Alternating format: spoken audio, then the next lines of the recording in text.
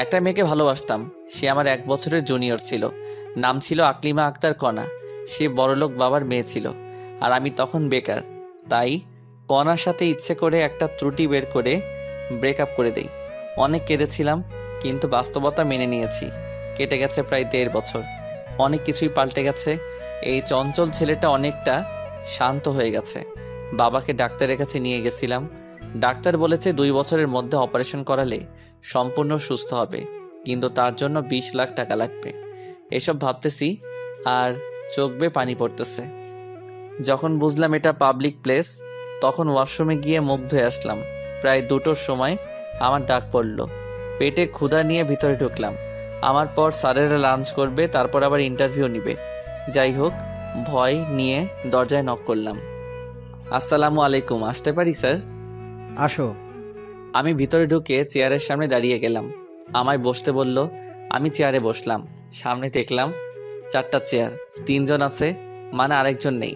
হঠাৎ কেউ একজন ভিতরে ঢুকলো, বোরকা পরা। ভিতরে ঢুকে ফাঁকা চেয়ারে গিয়ে বসলো।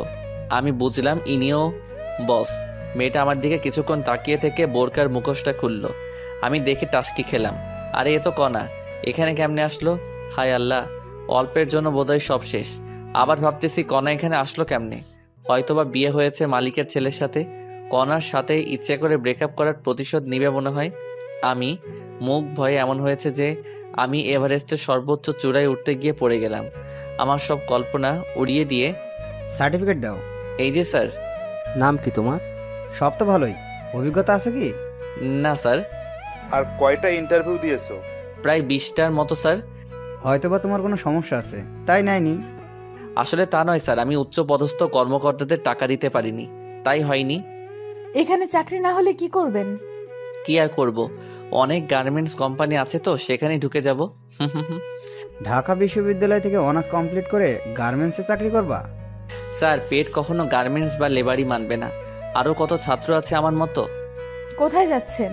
জানি এই চাকরিও টাকা ছাড়া হচ্ছে না। অযথা খিদে নিয়ে বসে থেকে লাভ নেই। আমার সার্টিফিকেট দিয়ে দেন, চলে যাই। যদি বলি আপনার চাকরি হয়ে গেছে, তাহলে কি করবেন? ম্যাম, ফাইজলামও করবেন না। আপনাদের কথাই বুঝেছি। আপনাদের লোক নেওয়া অনেক আগেই শেষ হয়েছে। এখন যেই আসবে উল্টাপাল্টা প্রশ্ন করে নাজেহাল করবেন।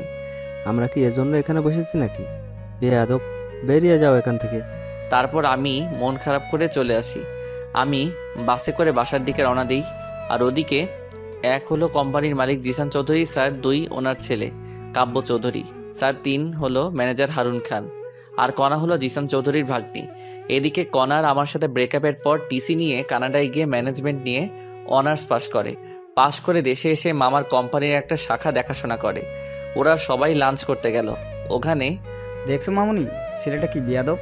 আমি তো থাপ্পড় দিতে চেয়েছিলাম। মামা জানো ওই ছেলেটা কে? হবে হয়তো কোনো ছোট লোকের বাচ্চা। কেন মামুনি?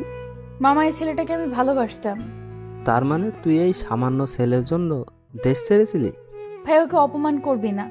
ফারুকও আমায় ভালোবাসতো, কিন্তু হঠাৎ একদিন এসে সামান্য একটা ভুলের জন্য আমার সাথে ব্রেকআপ করে দেয়, আর আমায় অনেক অপমান করে। আমিও সহ্য করতে না পেরে ওকে ছোট লোক, জানোয়ার ইত্যাদি বলে ব্রেকআপ করি। তারপর দেশ ছেড়ে চলে যাই। ভালো হয়েছে, ছোট লোকের কাছ থেকে বেঁচেছিস। ভাইয়া, আসলে তা না। আমি ওখানে গিয়ে কিছুদিন পর বুঝতে পারি ফারুকের কোথাও না কোথাও ঝামেলা হয়েছে, যার কারণে ইচ্ছে করেই আমার সাথে ব্রেকআপ করেছে। কিন্তু ওর সাথে অনেক যোগাযোগ করতে চেয়েও পারিনি, আর আজ ওকে দেখেও কিছু বলতে পারলাম না। কেন মামুনি? মামা, যে ছেলে ছিল অনেক চঞ্চল আর রসিক স্বভাবের, আজ তার গম্ভীর ভাব দেখে আমার কান্না আসছিল, তাই কথা বলতে পারিনি। তুমি এখনো ওকে ভালোবাসো? মামা, একমাত্র ওর জন্যই আমি দেশে আসি, কিন্তু ওর ঠিকানা পাইনি। অনেক খুঁজেছি, ওর বন্ধুদের মাধ্যমে লোকেশন খোঁজার চেষ্টা করেছি, কিন্তু পারিনি। সবাই বলে গ্রামে গেছে, কিন্তু কেউ ঠিকানা জানে না। তাহলে ছেলেটাকে চাকরি দে। ওর সাথে আমায় আজ যে করেই হোক দেখা করতে হবে। ওর তো ঠিকানাও জানিস না, কেমনে দেখা করবি? শোনো, ওর চাকরি কনফার্ম করে ওর জিমেইলে মেসেজ দাও, আর ওকে আমার পিএ হিসেবে নিয়োগ দাও। আর ওকে বুঝতে দেওয়া যাবে না আমি ওকে ভালোবাসি, আর ফারুক মনে করেছে আমার বিয়ে হয়ে গিয়েছে। আর ওর সাথে এমন চুক্তি করতে হবে যেন 10 বছরের চাকরি ছাড়তে না পারে। পারলে অনেক টাকা ওকে লোন দেওয়া হবে। মামুনি, তুমি আমার মেয়ের মতোই। যা ভালো বোঝো তাই করো। ওকে মামা, আর ম্যানেজার স্যার কাজটি করবেন। ওকে। তারপর ওরা খেয়ে আবার ইন্টারভিউ নিতে শুরু করলো। আর এদিকে আমি বাসে ঝুলে বাসায় আসি। বাসায় এসে দেখি রান্না করার কিছুই নেই। পাশের দোকান থেকে অরেঞ্জ বিস্কুট আর বারবিকিউ চানাচুর এনে খেলাম আর পানি খেয়ে ঘুমালাম। উঠলাম ছাত্রের ডাকে। আসলে আমি দুটো রুম নিয়ে থাকি, শহর থেকে একটু দূরে। রুম ভাড়া লাগে 4,000। ছাত্র পড়ে 18 জন, 4টা ব্যাচ, সকাল 8টা থেকে 9টা, আবার 9টা থেকে 10টা, আর বিকেল 4টা থেকে 5টা, বার 5 থেকে 6। কোনো মাসে আরও ছাত্রের সংখ্যা কমে যায়। আমার আব্বু প্রত্যেক মাসে ওষুধ যায় 3,000, ছোটো বোনের প্রাইভেট 2,000, আর পারিবারিক খরচ 5,000 টাকা। আমার খরচ থাকে 4,000। কোনো মাসে ছাত্র কমে গেলে আরও টাকা কম হয়, আবার কোনো ছাত্র 2 মাস পরে টাকা না দিয়ে চলে যায়। আর প্রাইভেটে বকবক করতে ভালো লাগে না, তাই চাকরির চেষ্টা করতেছি। যাই হোক, প্রাইভেট শেষে বাড়িতে কল দিয়ে কথা বললাম। অন্যদিন হলে একটু হলেও পড়তে বসে, কিন্তু আর পড়তে বসতে ইচ্ছে নেই, পড়েই বা কী করব। তাই ফোনে অনলাইনে কাজ শেখার কোর্স নিয়ে কথা বলতেছি। তখন একটা জিমেইল আসলো। আমি জিমেইলটা ওপেন করলাম। ওখানে লেখা যে আমার চাকরি কনফার্ম করা হয়েছে, আমাকে কালকে সকাল 10টায় দেখা করতে বলেছে। আমি মনে করলাম কণা আমায় অপমান করার জন্য এই পথ খুলেছে, তাই আমি সেদিকে মনোযোগ দিলাম না। মেসেঞ্জারে আবার ফ্রিল্যান্সিং কোর্স নিয়ে কথা বলা শুরু করলাম। কথা বলে ঘুমালাম। পরের দিন ছাত্রদের পড়ালাম সকাল 10টা পর্যন্ত, তারপরে খিচুড়ি বসিয়ে দিলাম। তখন বাজে 11টা। আমার ফোনে কল আসলো। আমি প্রথমবার ধরতে পারিনি, ধরলাম দ্বিতীয়বার। আসসালামু আলাইকুম, কে বলছেন? আমি কোম্পানি থেকে ম্যানেজার হারুন বলছি। আপনাকে আজ ডাকা হয়েছে, আপনি আসেননি কেন? সরি স্যার, আমার মনে ছিল না। এবার আমার বিশ্বাস হলো। আপনি 30 মিনিটের মধ্যে আসেন। Okay sir. এখন কথাটা শুনে ভালো লাগলো। আমি না খেয়ে রেডি হয়ে দিলাম দৌড়। বাসে করে যেতে 11টা 50 বাজলো। আমি অফিসে ঢুকলাম। দারোয়ানের সহায়তা নিয়ে ম্যানেজারের রুমে গেলাম। স্যার, আসবো কি? আসো, বসো।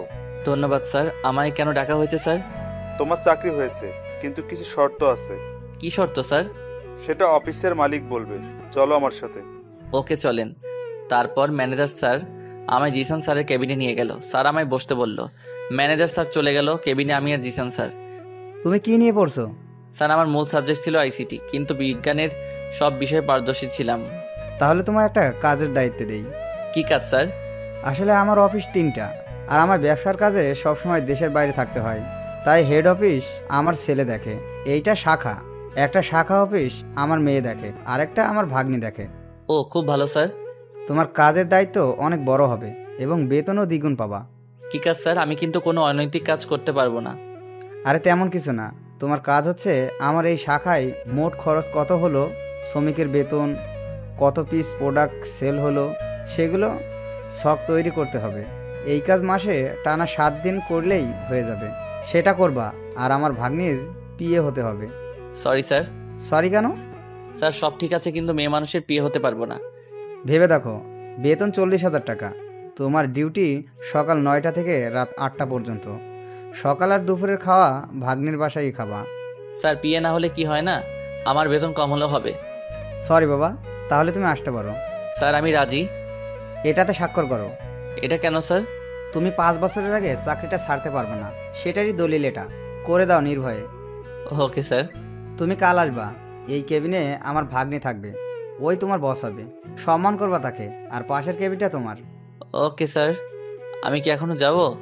5 মিনিট দাঁড়াও, তোমার এমপ্লয়ি কার্ড বানানো হচ্ছে, এখনই দিবে। Okay sir. লাঞ্চের সময় আমায় কার্ড দেওয়া হলো। আমি খুশি মনে বাসায় আসলাম। সেদিন প্রাইভেট পড়িয়ে সবাইকে চাকরির কথা বললাম। ছাত্ররা সবাই পরের দিনই বেতন দিবে। যাই হোক, বাসায় কল করে জানালাম। পরের দিন সকাল সকাল হালকা খেয়ে অফিসের দিকে রওনা দিলাম। অফিসে পৌঁছে বসের কেবিনের বসকে দেখে আমি টাসকি। আমি কাকে দেখছি? এ তো আমার। অফিসে সময় মতো পৌঁছালাম। আজ আমার জয়েনের দিন, আর আমার কাজ শিখিয়ে দিবে বস। আর কালকে জিসান স্যার বলেছে তার ভাগ্নি অর্থাৎ আমাদের নতুন বস আমায় কাজ শিখিয়ে দিবে, এবং আমি বসের বিয়ে। তাই সবার আগে আমায় বসের রুমে যেতে হবে। আমি বসের রুমের দরজায় নক করলাম। আসতে পারি ম্যাম? বসুন। আমি ভিতরে ঢুকে বসের চেয়ারে কণাকে দেখে পুরাই শকড হয়ে গেলাম। তার মানে কণাই স্যারের ভাগ্নি। কাম সারছে। ব্রেকআপের শখ আমার মিটিয়ে দিবে।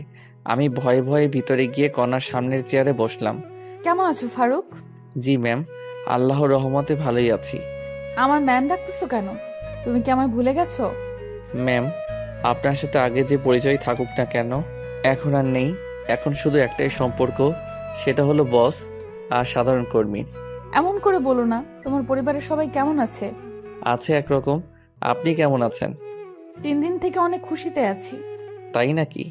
আপনার স্বামী কি ব্যবসায় অনেক লাভ করেছে, নাকি কোথাও ঘুরতে যাবেন? না, তেমন কিছু না। আমি বিয়ে করিনি। ভালো তো, আমার কাজটা বুঝিয়ে দিলে ভালো হতো। তোমার কাজ সবসময় আমার সাথে থাকা। Okay ma'am. তুমি আর আগের ফারুক নেই, যে ফারুক ছিল চঞ্চল আর বন্ধুদের সারা দিন মাতিয়ে রাখতো। আর তুমি এখন এত গম্ভীর কেমনে হয়েছো? সব বাস্তবতা ম্যাম। আমি জানি তুমি আমার সাথে চাপে পড়ে ব্রেকআপ করেছো, কিন্তু কেন করেছো বলবা প্লিজ? আর ওসব কথা বাদ দেন ম্যাম, আমার কেবিন দেখিয়ে দেন। দাঁড়াও, আমি আসতেছি। কণা বাইরে গেল। আমি কণার কেবিনটা দেখতেছি। অনেক সুন্দর আর সব সাজানো, একদম কণার মতো। রুমটি থাই গ্লাস দিয়ে ঘেরা। ভিতর থেকে সব দেখা গেলেও বাইরে থেকে দেখা সম্ভব না। আমি বসে আছি চেয়ারে।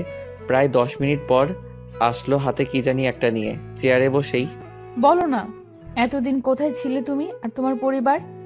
ম্যাম আমি গ্রামে ছিলাম। আমি আমার কেবিনে যাচ্ছি ম্যাম। আর আমায় ম্যাম বলবি? বল। কণা বাইরে গিয়ে প্যাকেটে করে একটা ছুরি কিনে এনেছে। ম্যাম বলা মাত্র আমার গলায় ছুরি ধরে এসব কথা বলল। তো তাহলে কি বলে ডাকবো? নাম ধরে অথবা জান পাখি, যা ইচ্ছা বলে ডাকবা।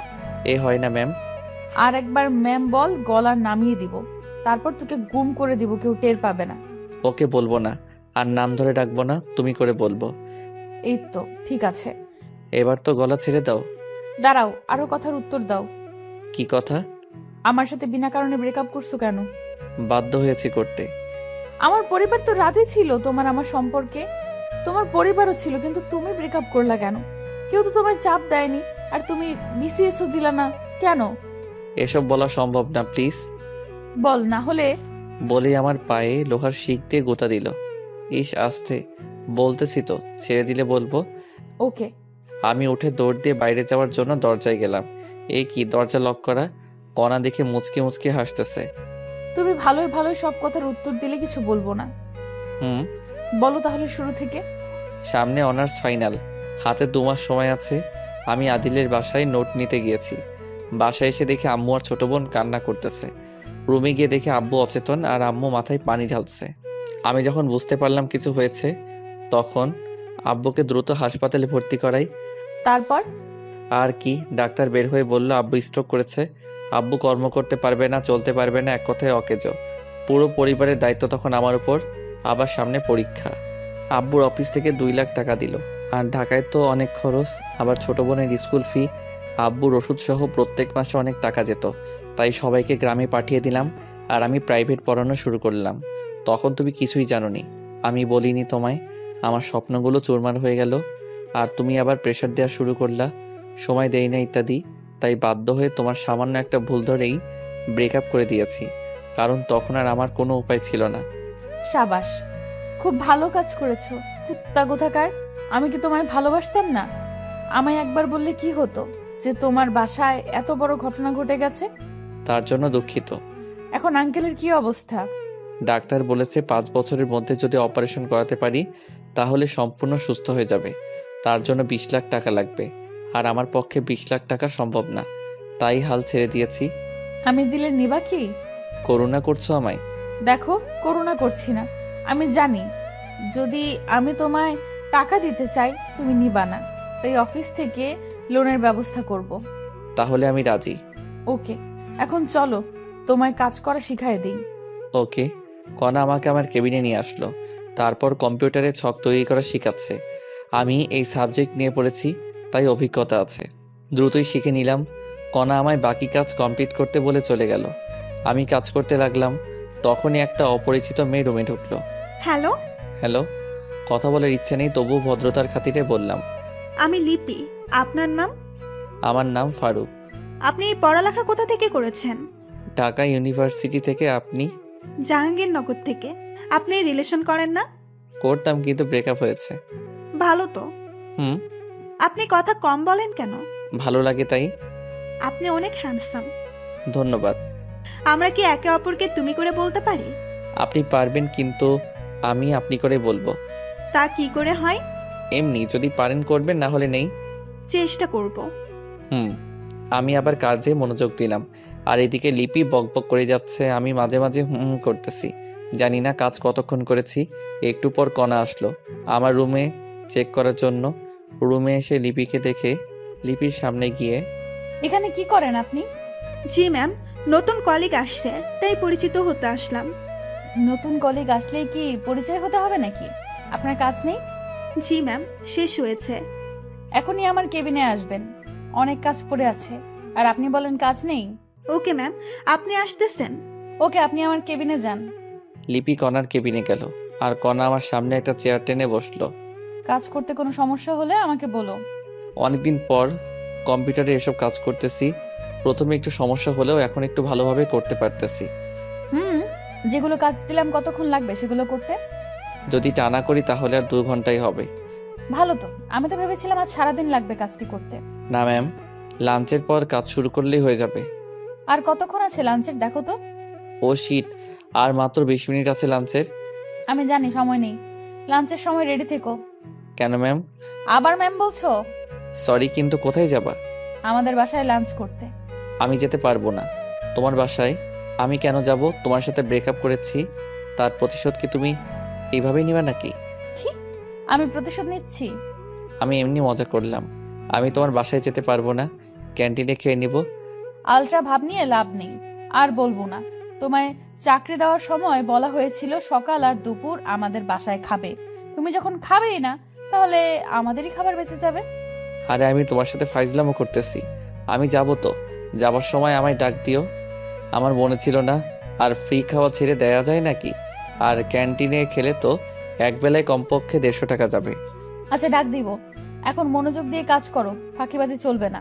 Okay ma'am. আবার ম্যাম বললা কেন? আপনি তো ম্যামের মতো করে আদেশ করলেন, তাই ম্যাম বলেছি। যাই বলো, ম্যাম বলবা না। তাহলে আপামনি বলি। কাজ করা বাদ দিয়ে একটু বসলাম যে ফাইজলামও করি একটু। তোকে তো বলেই কেবিন থেকে বেরিয়ে গেল। কণা কেবিন থেকে বেরিয়ে যাওয়ার পর আমি কাজে মনোযোগ দিলাম। আসলে আমার কাজ অল্প, সপ্তাহে 1 দিন যদি মনোযোগ দিয়ে কাজ করি তাহলেই হবে। বাকি 6 দিন না করলেও সমস্যা নেই। যাই হোক, আমি কাজ করতে লাগলাম, আর ওদিকে কণা নিজের কেবিনে প্রবেশ করলো। কণা দেখলো লিপি সামনে চেয়ারে বসে আছে। কণা বসের সিটে গিয়ে বসে, সরি মামা দেরি করার জন্য। ব্যাপার না মামা, তোদের দুজনের কাহিনী এতক্ষণ সিসিটিভিতে দেখলাম। এটা কিন্তু তোর ঠিক হয়নি। যাই হোক, কেমন দেখলি? মামা সেই, তুই একে কোথায় পেয়েছিস? আমি তো ক্রাশ খেয়েছি। তুই যদি না রিলেশন করিস আমায় বল, আমি এখনই প্রপোজ করব। 1 লাথি খাবি। ওকে আমি অনেক ভালোবাসি। ওর দিকে চোখ দিলে তোর আদনানকে সব বলে দিব। কল দিলেও সমস্যা নেই। আমি ফারুককে যদি পাই তাহলে আদনানকে এমনিতেই ছেড়ে দিতাম। ওকে, তাহলে কল দিলাম। আরে পাগল নাকি, কল কেটে দে। তোর ফারুককে তুই রাখ বইন। এই তো গুড গার্ল। একটু পর লাঞ্চ করতে হবে, তুই তোর কেবিনে যা, আমি বাসায় যাব। ওকে, ট্রিট কবে দিবি সেই কথা বল। চিন্তা করিস না, কয়েকদিনের মধ্যে ট্রিট পাবি। ওকে মামা, আমি যাচ্ছি। ওকে। তারপর লিপি নিচের কেবিনে চলে গেল, আর কণা টেবিলের উপর থাকা একটা ফাইল মনোযোগ দিয়ে দেখতে থাকলো। এবার লিপির পরিচয় দিয়ে নেই। লিপি আর কণা এখন ঘনিষ্ঠ বন্ধু এবং দূরসম্পর্কের বোন হয়। লিপি আর কণা ভালো বন্ধু, কিন্তু অফিসে দেখে কখনো বোঝা যাবে না ওরা বেস্ট ফ্রেন্ড। লাঞ্চের সময় হলো, তখন কণা কেবিন থেকে বেরোলো। কণা নিজের কেবিন থেকে পমার কেবিনে এসে, লাঞ্চের সময় হয়েছে, যাবে চলো। চলো বলেই কম্পিউটার বন্ধ করলাম। ওকে, আসো। কণা গাড়ির কাছে গেল, আমিও পিছন পিছন গেলাম। কণা ড্রাইভার কাকাকে ছুটি দিয়ে দিল। কাকাকে ছুটি দিলা কেন? তুমি চালাবা তাই। পারি না তো আমি গাড়ি চালাতে। তোমাকে এই গাড়ি চালানো শিখতে হবে। আমার শেখা লাগবে না, আমি ড্রাইভারই করব না। তাহলে আমার ড্রাইভার কি হবে? বুঝলাম না, কি বললা? আরেকবার বলো তো। না, কিছু না। তোমার ড্রাইভার মানে কি বোঝাতে যাচ্ছ তুমি? তুমি যা বোঝো তাই। এখন গাড়িতে ওঠো, প্রচুর খিদে লাগছে, বাসায় যাওয়া লাগবে। আচ্ছা চলো। তারপর কণা ড্রাইভারের সিটে বসলো, আর আমি পিছনের সিটে বসলাম। তখনই, তুমি পিছনে বসলা কেন? তাহলে কোথায় বসবো? আমাকে কি তোমার ড্রাইভার মনে হয়? সামনে বসো। আচ্ছা, আমি সামনে গিয়ে বসলাম, আর কণা গাড়ি চালাতে লাগলো। প্রায় 20 মিনিট পর একটা বাড়ির সামনে আসলাম। দারোয়ান গেট খুলে দিল আর কণা গাড়ি ভিতরে ঢুকালো। বাসাটা দোতলা, বাইরে থেকে দেখতে অনেক সুন্দর, না জানি ভিতরে আরো কেমন। যাই হোক, গাড়ি থেকে নেমে কণা বাসার ভিতরে ঢুকলো আর আমি ওর পিছনে। তখনই একজন ভদ্রমহিলা আসলো। আসসালামু আলাইকুম। ওয়ালাইকুম আসসালাম। কে রে মা এই ছেলে? ওর নাম ফারুক, আমার পিয়ে। আর ফারুক উনি আমার আম্মু।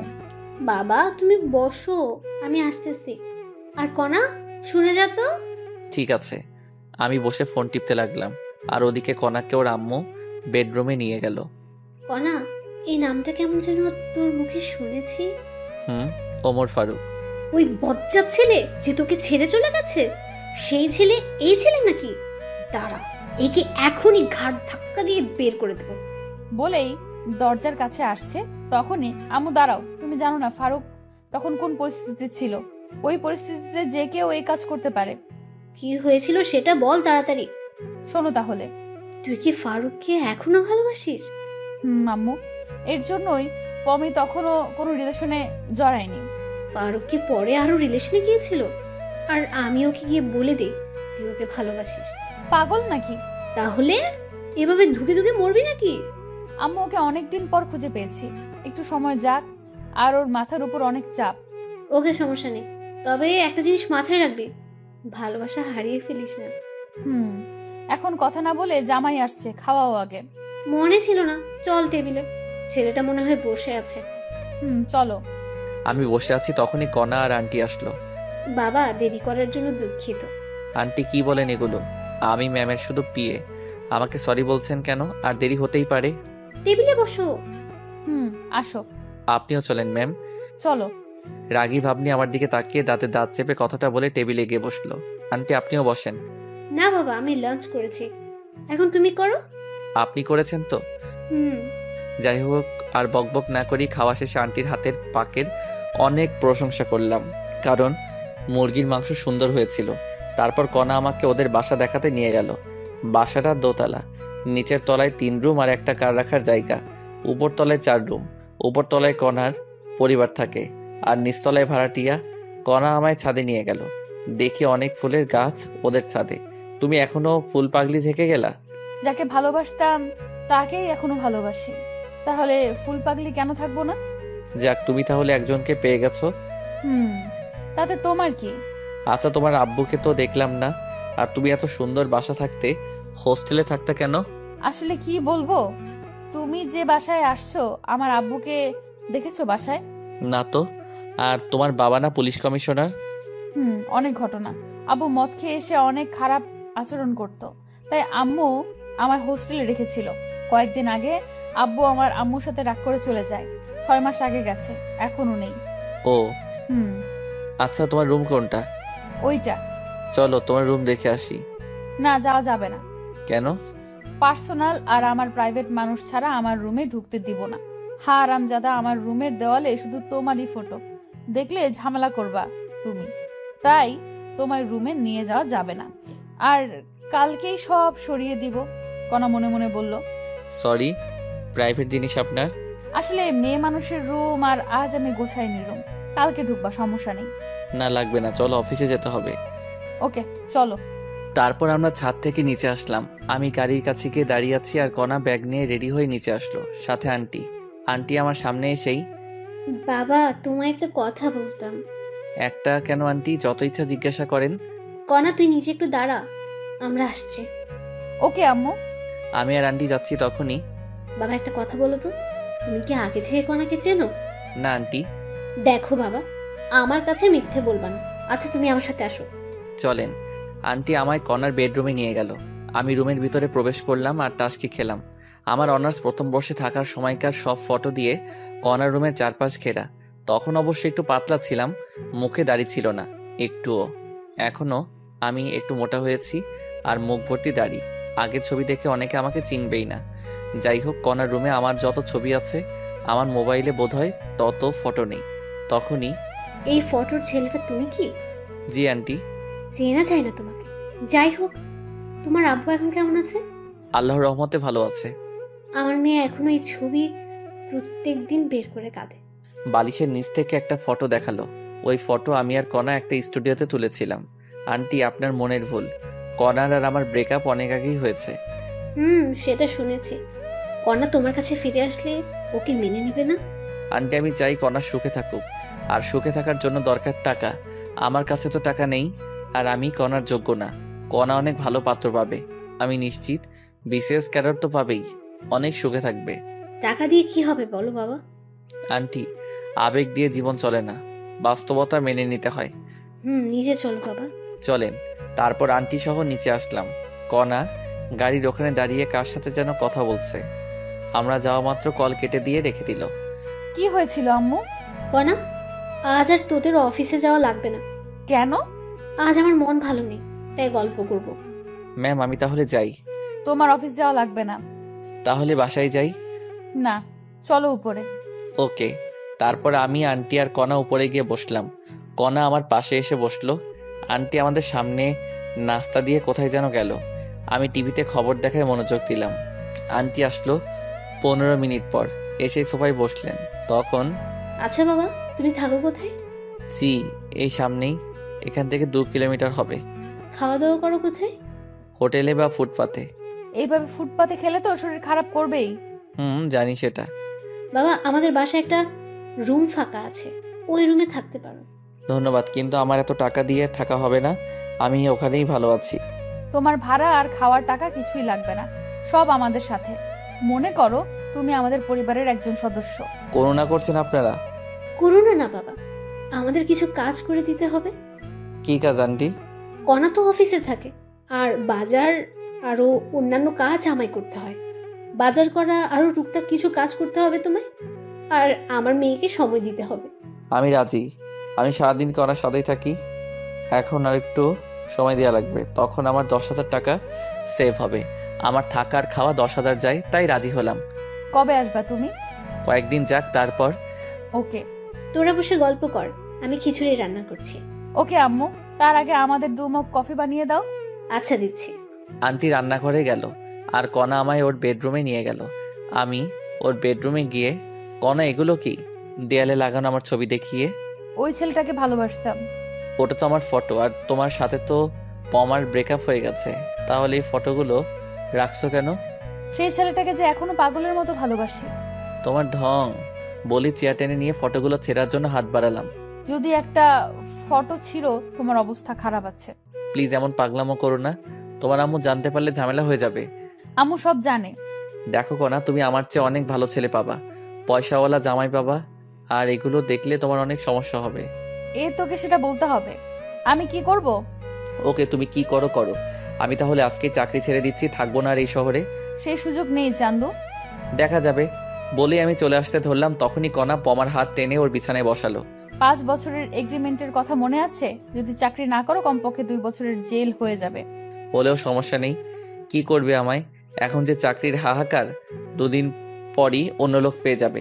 যদি জেল হয় তোমার পরিবারের কি হবে ভেবে দেখেছো? তাহলে কি করবা? আমি চাকরি করব। এই তো গুড বয়। কিছুক্ষণ আমরা দুজনে চুপ করে আছি। নীরবতা ভাঙলো আন্টির কফি আনার কারণে। আন্টি কফি দিয়ে গেল। কণা আর আমি কফি পান করতেছি, তখনই, কণা, তুমি যেটা ভাবছো সেটা সম্ভব নয়। তুমি অন্য কাউকে ভালোবাসো? কফি খাওয়া বাদ দিয়ে আমার কাছে এসে বলল। আমিও তোমাকে অনেক ভালোবাসতাম, কিন্তু আমি পরিস্থিতির শিকার। আমি জানি, আর আমি তোমার আব্বু আর হবু শ্বশুরের চিকিৎসা করাবো। তুমি আবার কিছুদিন পর খোটা দিবা। আমায় কি এমন মনে হয় তোমার? কয়েকদিন সময় দাও আমায়। ওকে, চলো ছাদে যাই। না, আমি বাসায় যাব। আম্মু রান্না করছে, খেয়ে যাবা। দেখো তো কত দূর হলো। ওকে। কণা নিচে চলে গেল, আর আমি ভাবতেছি কণাকে আমারই আগে পছন্দ হয়েছিল, তারপর ভালোবেসেছিলাম। অনেকদিন পিছনে ঘুরেছি, অনেক থাপ্পড়ও খেয়েছি, তবুও বেহায়ের মতো পিছনে ঘুরতাম। আর ওদিকে কণাও চুপি চুপি আমার সব ইনফরমেশন বের করেছিল। পরে রাজি হয়, শুরু হয় আমাদের প্রেম। 1 বছর চুটিয়ে প্রেম করি, একে অপরকে ছাড়া কিছুই বুঝতাম না। একদিন দেখা না করলে আমায় মার খেতে হতো, আর আমার অধিকাংশ পোশাক কণাই গিফট করত। আমার পরিবারের সবার জন্যই করতো গিফট। আমি কণাকে কিছু দিতে পারিনি। কণা আমার হাত খরচ, রেস্টুরেন্ট বিল সব দিত। আমাদের রিলেশনের কথা আমার পরিবার জানতো এবং মেনেও নিয়েছিল। কণার পরিবারও জানতো। অনার্স পাশের পর দেখা করাতে চেয়েছিল, তারপর আব্বুর ঘটনার পর আর দেখা করতে পারলাম না। টিউশনি শুরু করি, যেটা কণা জানতো না।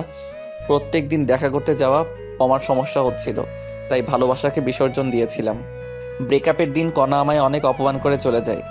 ব্রেকআপের পর টানা 15 দিন রুম থেকে বের হইনি। পরে ব্রেকআপের কথা শুনে আম্মুও রাগ হয়েছিল, কিন্তু করার কিছু নেই, বাস্তবতা মেনে নিতে হবে। কিছুদিন পর ভার্সিটি গিয়েছিলাম, সেখানে শুনেছিলাম কণা দেশের বাইরে গেছে। আফসোস হয়েছিল, কিন্তু মেনে নিয়েছিলাম। আমি কখনো ভাবিনি ওর সাথে আমার দেখা হবে। বিধাতা দেখা করিয়েই দিল। প্রথম দিন অফিসে ওকে দেখেই জড়িয়ে ধরতে ইচ্ছে করছিল, কিন্তু আমি আর আগের সে ছেলেটা নেই, নিজেকে বদলিয়ে নিয়েছি। এসব ভাবতেছি আর চোখের কোণে পানি এসে গেছে। তাড়াতাড়ি চোখের পানি মুছলাম, স্বাভাবিক হওয়ার জন্য ফোন টিপতে লাগলাম। কণা আসলো, এসে ফ্রেশ হতে বলল।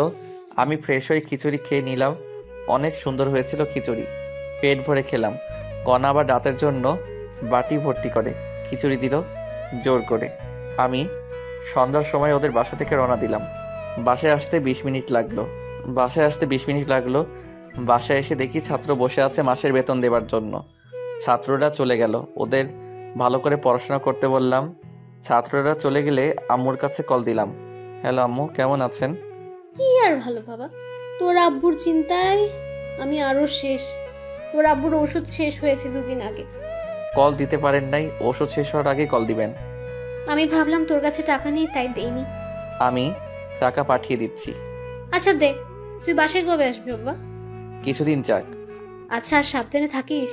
আর তোর আব্বুর অপারেশন করার কথা মাথায় আনিস না, কারণ অত টাকা ম্যানেজ করতে তুই নিজেকে শেষ করে দিস না আবার। চুপ করো তো। আচ্ছা রেখে দে। আচ্ছা। ফোন রেখে দিয়ে ঘুমিয়ে পড়লাম। পরের দিন আবার অফিসে গেলাম, দেখলাম কণা এখনো আসেনি। আমি আমার কেবিনে বসলাম আর কালকের বাকি কাজ করতে লাগলাম। কিছুক্ষণ পর কণা আসলো, এসেই ওর কেবিনে না গিয়ে আমার কেবিনে আসলো। কি করো? কালকের বাকি কাজ করতেছি। সাবাস, দাঁড়াও, তোমায় আরো কাজ দিচ্ছি। আচ্ছা দাও। কণা এসে আমায় একটা লিস্ট দিল। এটা কি? মাসের শুরু এখন। এতদিন আয়ের হিসাব করে ফাইল বানিয়েছো, এখন কর্মচারীদের বেতনের ফাইল বানাও, ভুল যেন না হয়। ওকে। আমি কি এখানে থাকবো? না, তুমি তোমার রুমে যাও, কেউ দেখলে অন্য কিছু ভাববে। ওরে আমার লজ্জাপতি। কণা চলে গেল, আমি আবার কাজে মনোযোগ দিলাম। কিছুক্ষণ পর আমি ওয়াশরুমে গেলাম। সেখান থেকে আসার পথে একটা মেয়ের সাথে ধাক্কা খেলাম। সরি। ব্যাপার না, আপনি কি নতুন নাকি? 2 দিন হলো জয়েন করেছি। নাম কি আপনার? আমি ফারুক। আমি নীলা, জগন্নাথ থেকে 2 বছর আগে মাস্টার্স শেষ করেছি। আমি ঢাকা থেকে অনার্স করেছি আর মাস্টার্স চলতেছে। তুমি আমার জুনিয়র, আমায় আপু বলে ডাকবা, আর কোনো সমস্যা হলে আমার কেবিনে আসবা। ওকে। নীল আপুও চলে গেল আর আমি আমার কেবিনে আসলাম। কেবিনে আসা মাত্র কণা ফোন দিয়ে ওর কেবিনে যেতে বলল। আমি কণার কেবিনে গেলাম। তখন নীলা আপুর সাথে কি কথা বললা? তুমি দেখলা কেমন করে? সিসিটিভিতে। মিথ্যা বলবা না। এমনি পরিচিত হলাম। কোনো মেয়ের সাথে কথা বলবা না। আমার নীলা আপুকে পছন্দ হয়েছে। কি বললি? আরেকবার বলতো। আরে না, এমনি বললাম। ভালো তো। বলে চেয়ার থেকে উঠে দরজা লাগিয়ে আমার কাছে এসে টেবিলের উপর বসলো। এই কি করো? আমায় কিস করো। পাগল নাকি তুমি? কি বলছো এসব? কিস করবা না তাই না? কণা আমায় আকস্মিক লিপকিস শুরু করে দিল। জীবনের প্রথম এমন ফিলিংস হলো আমার, আর আমি নিজেকে ধরে রাখতে না পেরে রেসপন্স শুরু করলাম। আমি তো শুধু মধু খাচ্ছি। হঠাৎ কণা আমায় ধাক্কা দিয়ে সরিয়ে দিয়ে নিজের চেয়ারে গিয়ে বসলো। আমি তখন বুঝতে পারলাম এতক্ষণ কি করলাম। আমি তো অনেক লজ্জা পেয়েছি। লজ্জায় মাথা নিচু করে বসে আছি। কেমন লাগলো মহারাজ? চুপ করো। ভার্জিন ছেলেটাকে এইভাবে ধর্ষণ করলা? ওলে বাবালে, আমার ছোট খোকা। আরেকবার দিবাই মিষ্টি। তবে রে। আমার দিকে তেড়ে আসলো আর আমি দরজার কাছে দৌড়ে গিয়ে দেখি দরজা বন্ধ। মিষ্টি আর আমার লাগবে না, আমি আমার কেবিনে যাব। আমি তোমায় কিস করবো না তো কে করবে? কণা আর আমি সামনাসামনি দাঁড়িয়ে আছি, পরস্পর সমান্তরাল। আর কণা আমার গলা জড়িয়ে ধরে কথাটা বলল, তুমি তো আমার জীবন। বলেই কণার কোমর জড়িয়ে ধরলাম। এই কি করো? এটা অফিস, ছেড়ে দাও। শুরু করেছে কে? অনেক হয়েছে রোমান্টিকতা, এখন নিজের কেবিনে যাও। আচ্ছা। আমি আমার কেবিনে যাওয়ার জন্য পা বাড়িয়েছি, তখনই দাঁড়াও। আবার কি? কেবিনে গিয়ে ভদ্র ছেলের মতো কাজ করবা, কোথাও তাকাবা না। আমার কাছে এসে আমার কপালে চুমু দিয়ে কণা রুমের দরজা খুলে দিল আর আমি বেরিয়ে আমার কেবিনে গেলাম। কেবিনে গিয়ে আবার কাজ করতে লাগলাম। অনেক গুরুত্বপূর্ণ লিস্ট তৈরি করতে লাগলাম। অল্প একটু ভুল হলেই অনেক টাকার গড়বড় পেকে যাবে। ওই একটা লিস্ট তৈরি করতেই কখন জানি লাঞ্চের সময় হয়ে গেছে। বলতেই পারলাম না, কণা আমার কেবিনে আসলো। মহারাজ, লাঞ্চ করবেন না? গুরুত্বপূর্ণ কাজ করতেছি, ক্যান্টিনে খেয়ে নিব। আজ তোমার সাথে যেতে পারবো না। তুমি কাজ করো, আমি তোমার জন্য খাবার নিয়ে আসবো। বাইরে যাবা না? আচ্ছা, আর একটা লিস্ট তৈরি করতেছি। আচ্ছা। কণা চলে গেল। মোবাইলে দেখলাম 1:25 বাজে। আবার কাজে মন দিলাম। আরও একটা লিস্ট তৈরি শেষ করলাম। সকাল থেকে 2টা কমপ্লিট করেছি, আর তৃতীয়টায় গিয়ে মাথা কাজ করতেছে না, তাই বসে ফোন টিপতেছি আর কণার জন্য অপেক্ষা করতেছি। অপেক্ষার প্রহর শেষ করে মহারানী হাজির। আমার কেবিনে আসো। ওকে। কণা নিজের কেবিনে গেল আর আমি ফ্রেশ হয়ে আসলাম। কণার কেবিনে গিয়ে দেখি কণা প্লেটে খাবার তৈরি করে রাখছে। আমি ভিতরে গেলাম আর ওর সামনে গিয়ে বসলাম। তুলে খাওয়াও। লজ্জা করে আমার। দরজা লক করে দাও। লাগবে না। তুলে খাওয়াও তো। আমার কিন্তু রাগ হচ্ছে। কণা আমায় তুলে খাওয়াচ্ছে, আর আমি এটাও জানি কণা বাসায় খাইনি, তাই ওকে আমি তুলে খাওয়ালাম। একই প্লেটে দুজন খাচ্ছি। তালি শব্দের পিছনে তাকিয়ে আমি ভয়ে চুপসে গেলাম। বাহ মামা বাহ, অনেক দূর গিয়েছিস অথচ ট্রিট পেলাম না। মামা মানে লিপি আপু, আপনি কণাকে চেনেন নাকি? সেদিন তো সাধারণ এমপ্লয়ির মতো ব্যবহার করলেন। তুমি চলে যাওয়ার পর লিপি আমার বেস্ট ফ্রেন্ড ছিল। তোমার আমার সব কথা লিপি জানে। শালি, দিলা তো রোমান্টিক মনটা নষ্ট করে। দুলাভাই, আমায় তুলে খাওয়াবেন না? আসো। খবরদার। দুলাভাই লাগবে না, কণা আমার ভাগেরটা কই? দরজা লক করে দিয়ে এসে বস, তোর জন্যই এনেছি। সত্যি দে তো মামা। তারপর কণা লিপিকেও খাবার দিল। লিপি খাচ্ছে। হা করো। পেট ভরে গেছে। মিথ্যা বলতে পারো না, বলো কেন? লিপি থাকলেও সমস্যা নেই, ওর একটু চলুক। আচ্ছা দাও। তারপর আমরা একে অপরকে খাইয়ে দিয়ে খাওয়া শেষ করলাম। খাওয়া শেষে কণা সব গুছিয়ে রাখলো, সাথে লিপি সহযোগিতা করলো। আমরা তিনজনই গল্প করতে লাগলাম। তখনই আমার ফোনে কল আসলো। কল ধরে যা শুনলাম তা শুনে অজ্ঞান হয়ে গেলাম। তারপর আমার ফোনে কল আসলো। পকেট থেকে ফোন বের করে দেখি আম্মু কল দিয়েছে। কণা আর লিপিকে চুপ থাকতে বলে আমি আম্মুর কল ধরলাম। কোথায় তুই বাবা? অফিসে আছি আম্মু। কেন, কোনো সমস্যা হয়েছে কি? বাবা, তোর আব্বু 2 দিন ঔষধ না খাওয়ায় আজ মারাত্মক অসুস্থ। খুব তাড়াতাড়ি হাসপাতালে নিয়ে যাও। আমরা এখন গাইবান্ধার SKS হাসপাতালে আছি। ওরা বললো তোর আব্বুর অবস্থা খারাপের দিকে। কি বললো ডাক্তার? 1 মাসের ভেতর অপারেশন না করালে তোর আব্বুকে বাঁচানো যাবে না। আব্বুর কিছুই হবে না, আমি আছি তো। তুই কাল বাসায় আয়। আচ্ছা রাখি। ফোন কেটে দিয়ে সোফায় বসলাম। কণা আর লিপিকে জিজ্ঞেস করলো, তা শুনতেই পারলাম না। আমার কাছে 1 টাকাও ক্যাশ নেই, অথচ আজকের মধ্যে 20 লাখ টাকা লাগবে। কোথায় পাবো আমি এত টাকা? মাথায় শুধু টাকার চিন্তা আর মুখেও টাকা আর টাকা। টেনশনে আমার মাথা ধরে আসলো। তারপর আমি জ্ঞান হারিয়ে ফেলি। তারপর কি হয়েছে আমার মনে নেই। যখন আমি স্বাভাবিক অবস্থায় আসি তখন আমি দেখলাম আমি হাসপাতালে। আমার মাথার কাছে কণা বসা, সামনের বেঞ্চে লিপি আর আন্টি বসে আছে। আমি এখানে কেমনে আসলাম? তোমার ফোন আসার পর তুমি অজ্ঞান হয়ে গেছো। তারপর আমি আর লিপি অফিসের সবার সহযোগিতায় হসপিটালে নিয়ে আসলাম। 1 ঘন্টা পর জ্ঞান ফিরলো। আচ্ছা বলো তো কি হয়েছিল যার কারণে অতিরিক্ত টেনশন করেছো? আমার আব্বু 2 দিন ওষুধ খাইনি, আজ নাকি মারাত্মক অসুস্থ, হাসপাতালে আছে। বলো কি, কখন হয়েছে? আমাকে তো বলতে পারতা। প্লিজ তুমি যে করে হোক 20 লাখ টাকা ম্যানেজ করে দাও। তুমি যা বলবে আমি তাই করব। আব্বুর কথা মনে হওয়া মাত্র কণার পা ধরে কথাটা বললাম। টাকা দিয়ে কি করবা? আব্বুর অপারেশন 1 মাসের মধ্যে না করলে বাঁচাতে পারবো না। প্লিজ ব্যবস্থা করো। তোমার আব্বু এখন কোথায় আছে? গাইবান্ধার একটা প্রাইভেট হাসপাতালে। তুমি এখনই অ্যাম্বুলেন্সে করে আমার শ্বশুর শাশুড়ি আর ননদকে ঢাকায় আসতে বলো। আমি টাকা রেডি করতেছি, আর আমার শর্তগুলো পরে শুনবা। আচ্ছা। কণা আর আন্টি কথা বলতেছে আর আমি চাচাতো ভাইকে কল দিলাম, সব ব্যবস্থা করে দিতে বললাম। আর ওদিকে আম্মু, আমার অ্যাকাউন্টে মাত্র 13 লাখ টাকা আছে। মামুনি, তুই তো জানিসই আমার অ্যাকাউন্টে 5 লাখ টাকা আছে। আরও লাগবে, কমপক্ষে 22 লাখ টাকা লাগবে মোট খরচ সহ। দেখো আমার অ্যাকাউন্টে 2 লাখ আছে। আমি আব্বুকে কল দিয়ে এখনই 5 লাখ টাকা নিয়ে আসতে বলি। যদি থাকে এখনই বলো। ওকে। লিপি ওর আব্বুকে কল দিয়ে সব খুলে বলল। ওর আব্বুর ক্যাশ টাকা ছিল কিছু, আর বাকি টাকা ব্যাংক থেকে তুলে সন্ধ্যার দিকে নিয়ে আসবে বলল। তারপর কণা আমার কাছে এসে, চিন্তা করো না, টাকা ম্যানেজ করেছি। আল্লাহ সহায় হলে আমার শ্বশুরের কিছুই হবে না। আমি তোমার সারা জীবন তোমার কেনা দাস হয়ে থাকবো। ছাড়ো, সামনে আম্মু দেখছে, এখন ব্যাংকে যাওয়া লাগবে, দেরি হলে ব্যাংক বন্ধ করবে। চলো। আমি আন্টি মানে হবু শাশুড়ি, কণা আর লিপি ব্যাংকের উদ্দেশ্যে রওনা দিলাম। মনটা আমার ছটফট করতেছে। আবার আম্মুর কাছে কল দিলাম, আম্মু আব্বুর কি অবস্থা? এখন স্বাভাবিক হয়েছে। ওখানে আদনান থাকলে দাও তো। কথা বল। আদনান, আব্বু কি স্বাভাবিক? ভাইয়া, বড় আব্বু এখন স্বাভাবিক। আমি ঢাকায় যাওয়ার সব ব্যবস্থা করেছি, এখন রওনা দিব। সাবধানে নিয়ে আসিস। চিন্তা করতে হবে না, আমি ঢাকায় পৌঁছে কল দিব। ওকে, আমি টাকা ম্যানেজ করার চেষ্টা করতেছি। আমরা গাড়িতে উঠে রওনা দিব, রাখি। ওকে। ফোন কেটে দিলাম, কারণ আমরা ব্যাংকে পৌঁছে গেছি।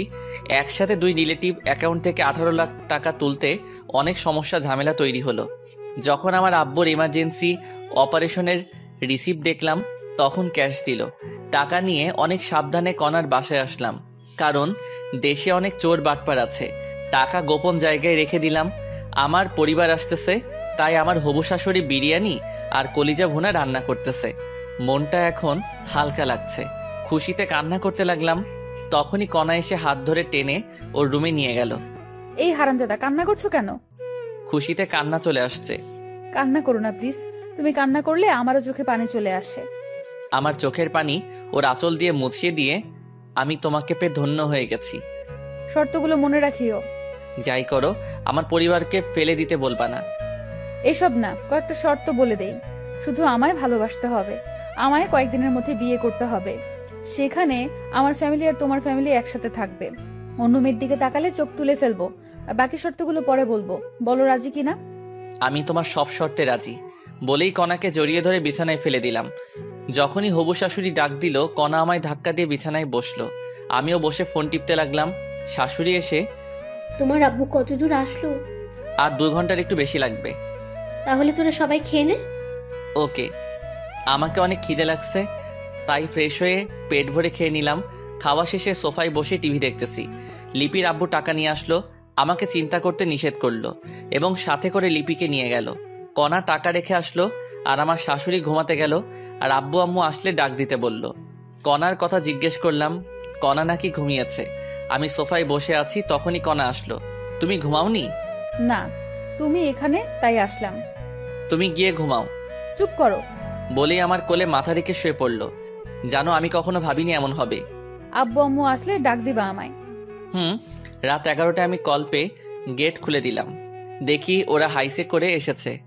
হাইস কেন? ভাইয়া, অ্যাম্বুলেন্স ভালো না, তাই হাইস নিয়েছি। আচ্ছা, আব্বুকে ধরো, ভিতরে নিয়ে যাই। ওকে। তারপর আব্বুকে দোতলায় এনে গেস্ট রুমে শোয়ালাম। আব্বু সব দেখতে পারে, কিন্তু কথা বলা আর হাঁটতে পারে না। আর এই কারণে ভিতরে কি জানি সমস্যা হয়েছে। আব্বুকে রুমে রেখে আসলাম, সাথে আম্মু আছে। আমার ছোট বোন আনহা গিয়ে কণাকে ডাক দিল। কণা আনহাকে চিনতে পেরে জড়িয়ে ধরে কান্না করতে লাগলো। আনহাও কান্না করতে লাগলো। যখন বুঝতে পারছে আম্মু আসছে, দৌড়ে আম্মুর কাছে গেল। মামুনি, ফারুক তোমার দেখা কেমন করে পেল? অনেক কাহিনী আম্মু। এখন বলো, আমাকে আগের মতো করে ছেলের বউ করবা না? তোমার আঙ্কেলের অবস্থা দেখছো কেমনে হয়? আম্মু, আমি অপারেশনের সব ব্যবস্থা করেছি। পরশুদিন সিঙ্গাপুরের উদ্দেশ্যে রওনা দিব। কাল সকালে টিকিট কনফার্ম করব। তুই আমার মা হয়ে গেলি মামুনি। আল্লাহ তোমাকে অনেকদিন বাঁচিয়ে রাখুক। কণাকে টেনে নিয়ে কপালে চুমু খেয়ে, এখন চলো, খেতে হবে। তবে আব্বুকে একটু খাইয়ে ওষুধ খাইয়ে দাও। ওকে গাড়িতে খাইয়েছি, ওষুধও খাইয়েছি, এখন খাওয়ালে সমস্যা হবে। ও এখন ঘুমাবে। চলো, খাবে তুমি? তারপর আম্মু, আনহা আর আদনান ফ্রেশ হয়ে এলো। আন্টি মানে হবু শাশুড়ি পরিবেশন করলো, আর ওরা সবাই খেয়ে নিল। খাওয়া শেষে সবাই একখানে বসলাম। সেখানে টিকিট কয়টা কাটবো? 4টা টিকিট কেটে রাখো। ওকে, কিন্তু কে কে যাবে? আম্মু যাবে, আব্বুর সেবা করতে হবে, সেগুলো আমরা পারবো না। আমি যাব, তুমি যাবে, আর আব্বু। ওকে, কাল সকালে। এখন সবাই ঘুমিয়ে পড়ো। ওকে। 4টা রুম, কিন্তু বেড 3টা। একটায় আব্বু আম্মু, আরেকটায় কণা, শাশুড়ি আর আনহা, আর আরেকটায় আমি আর আদনান ঘুমিয়ে পড়লাম। পরের দিন উঠলাম কণার ডাকে, উঠে নাস্তা করলাম। নাস্তা করে অনলাইনে টিকিট কাটার জন্য রওনা দিলাম। টিকিট কনফার্ম করে টিকিটের রিসিভের ফটোকপি নিলাম। এটা দেখালেই টিকিট দিয়ে দিবে। আব্বুকে নিয়ে আমি আর কণা বাংলাদেশের নাম করা বেসরকারি হাসপাতালে গেলাম। ডাক্তার কণার পরিচিত হওয়ার সুবাদে সিরিয়াল খুব তাড়াতাড়ি পেয়ে গেলাম। ডাক্তার অনেক সতর্কভাবে আব্বুর চেক আপ করলো। আব্বুর শরীর এখন কেমন আর আব্বুর শরীর কোন ধরনের অপারেশন সহ্য করতে পারবে সে অনুযায়ী একটা রিসিপ্ট তৈরি করলো। সেদিন আরও কিছু কাজ করলাম। দিনটি কেমনে কেটে গেল বুঝতেই পারলাম না। পরের দিন আবার সেই হাসপাতালে গেলাম। এই হাসপাতালের মাধ্যমেই আমরা সিঙ্গাপুর যাব, আর ওখানে যা কাজ করা লাগবে সব এই ডাক্তাররাই করবে। আমরা সকাল 10টায় গেলাম হাসপাতালে, আবার রিসিপ্ট নিয়ে ব্যাংকে গিয়ে 20 লাখ টাকা ডোনেট করলাম। টাকা ডোনেট করার পর রিসিপ্ট নিয়ে বাসায় আসলাম। আমাদের বিকেল 4টায় ফ্লাইট, তাই আমরা রেডি হলাম। টিকিট অবশ্য কাটা ছিল আমাদের। আমরা রওনা দিলাম দুপুর 2টায়। যথাসময়ে প্লেন উড়াল দিল। দীর্ঘ 6 ঘন্টা পর আমরা সিঙ্গাপুরের মাটিতে পা রাখলাম। আমরা সরাসরি হাসপাতালে চলে গেলাম। আমাদের কাছ থেকে রিসিপ্ট জমা নিল এবং আব্বুকে ভিতরে নিয়ে গেল। কিছুক্ষণ পর এসে অভিভাবক অর্থাৎ সাদা স্ট্যাম্পে আমার স্বাক্ষর নিল। স্বাক্ষর করা শেষে ওরা চলে গেল। অপারেশন শুরু হলো। আমরা বাইরে দাঁড়িয়ে আছি। আম্মু তো শুধু কান্নাই করছে, থামছেই না কিছুতেই। আমারও কান্না আসতেছে, কিন্তু আমায় শক্ত হয়ে থাকতে হবে। আমি যদি কান্না করি তাহলে আম্মুকে আটকানোই যাবে না। আমি শুধু মনে মনে আল্লাহর নাম নিচ্ছি। আম্মু কান্না করতে করতে ক্লান্ত হয়ে বেঞ্চের উপর ঘুমিয়ে পড়েছে। কণা আম্মুর মাথা নিজের কোলে রেখে বসে আছে, আর আমি অপারেশন থিয়েটারের দরজার সামনে দাঁড়িয়ে আছি। আমার চোখের কোণে পানি এসে গেছে। আব্বুর কিছু কথা আমার মনে উঠে গেল। যাই হোক, প্রায় 3 ঘন্টা পর একজন দরজা খুলল। খুলেই, কে আপনি? আমি রোগীর আত্মীয়। কেন? একটা ভালো খবর আছে। কি সেই খবর স্যার, বলেন একটু। অপারেশন সাকসেসফুল, রোগী সম্পূর্ণ বিপদমুক্ত ইনশাআল্লাহ। সত্যি আব্বুর কিছু হয়নি? এখন দেখা করতে পারবেন না, রোগীর জ্ঞান ফিরতে সময় লাগবে, কমপক্ষে 48 ঘন্টা। আর রোগীকে ঘুমের ইঞ্জেকশন দেওয়া আছে, ডিস্টার্ব করবেন না রোগীকে। ভিতরে গিয়ে দেখি সিনিয়র ডাক্তার সহ আরো 5 জন দাঁড়িয়ে আলোচনা করতেছে। Okay sir. আর শোনো, তোমার আব্বু একটা হার্টে 10 দিনের মতো সময় নেবে, কিন্তু কণ্ঠস্বর ঠিক হয়েছে। জ্ঞান ফেরার 24 ঘন্টার ভেতরেই কথা বলতে পারবে ইনশাআল্লাহ। ও আচ্ছা স্যার। আমার চেম্বারে আসো, কিছু ওষুধ লিখে দিচ্ছি, 1 মাস খাওয়াতে হবে। ওকে চলেন। বিশেষ দ্রষ্টব্য, সব কথা ইংরেজি দিয়ে বলেছি আমরা। তারপর আমি ডাক্তারের কেবিনে গেলাম। ডাক্তার আমাকে কিছু নির্দেশনা দিলেন। সেগুলো হলো, আব্বুকে কখনো প্রেশার দেওয়া যাবে না, কোনো টেনশন করা যাবে না। সুস্থ হলে সব কাজ করতে পারবে, সেক্ষেত্রে কোনো সমস্যা হবে না। আর আব্বুর জ্ঞান ফিরবে 48 ঘন্টার মধ্যে। কয়েকদিন কথা বলতে পারবে না, আর কয়েকদিন হেঁটে নিয়ে বেড়াতে হবে, যেমন করে আমরা ছোট্ট বাচ্চাদের হাঁটা শিক্ষা দিই। আর কিছু ওষুধ লিখে দিলেন, যেগুলো কমপক্ষে 6 মাস সেবন করতে হবে। যাই হোক, আম্মু কান্না করতে করতে ক্লান্ত হয়ে ঘুমিয়ে পড়েছে। আব্বুর যে অপারেশন শেষ হয়েছে সে কথা আম্মু আর কণা এখনও জানতে পারিনি। তাই ডাক্তারের কাছ থেকে প্রেসক্রিপশন নিলাম। সেখান থেকে আম্মু আর কণা যেখানে বসে আছে সেখানে গেলাম। আম্মুকে ডেকে তুললাম, সাথে কণাও উঠল।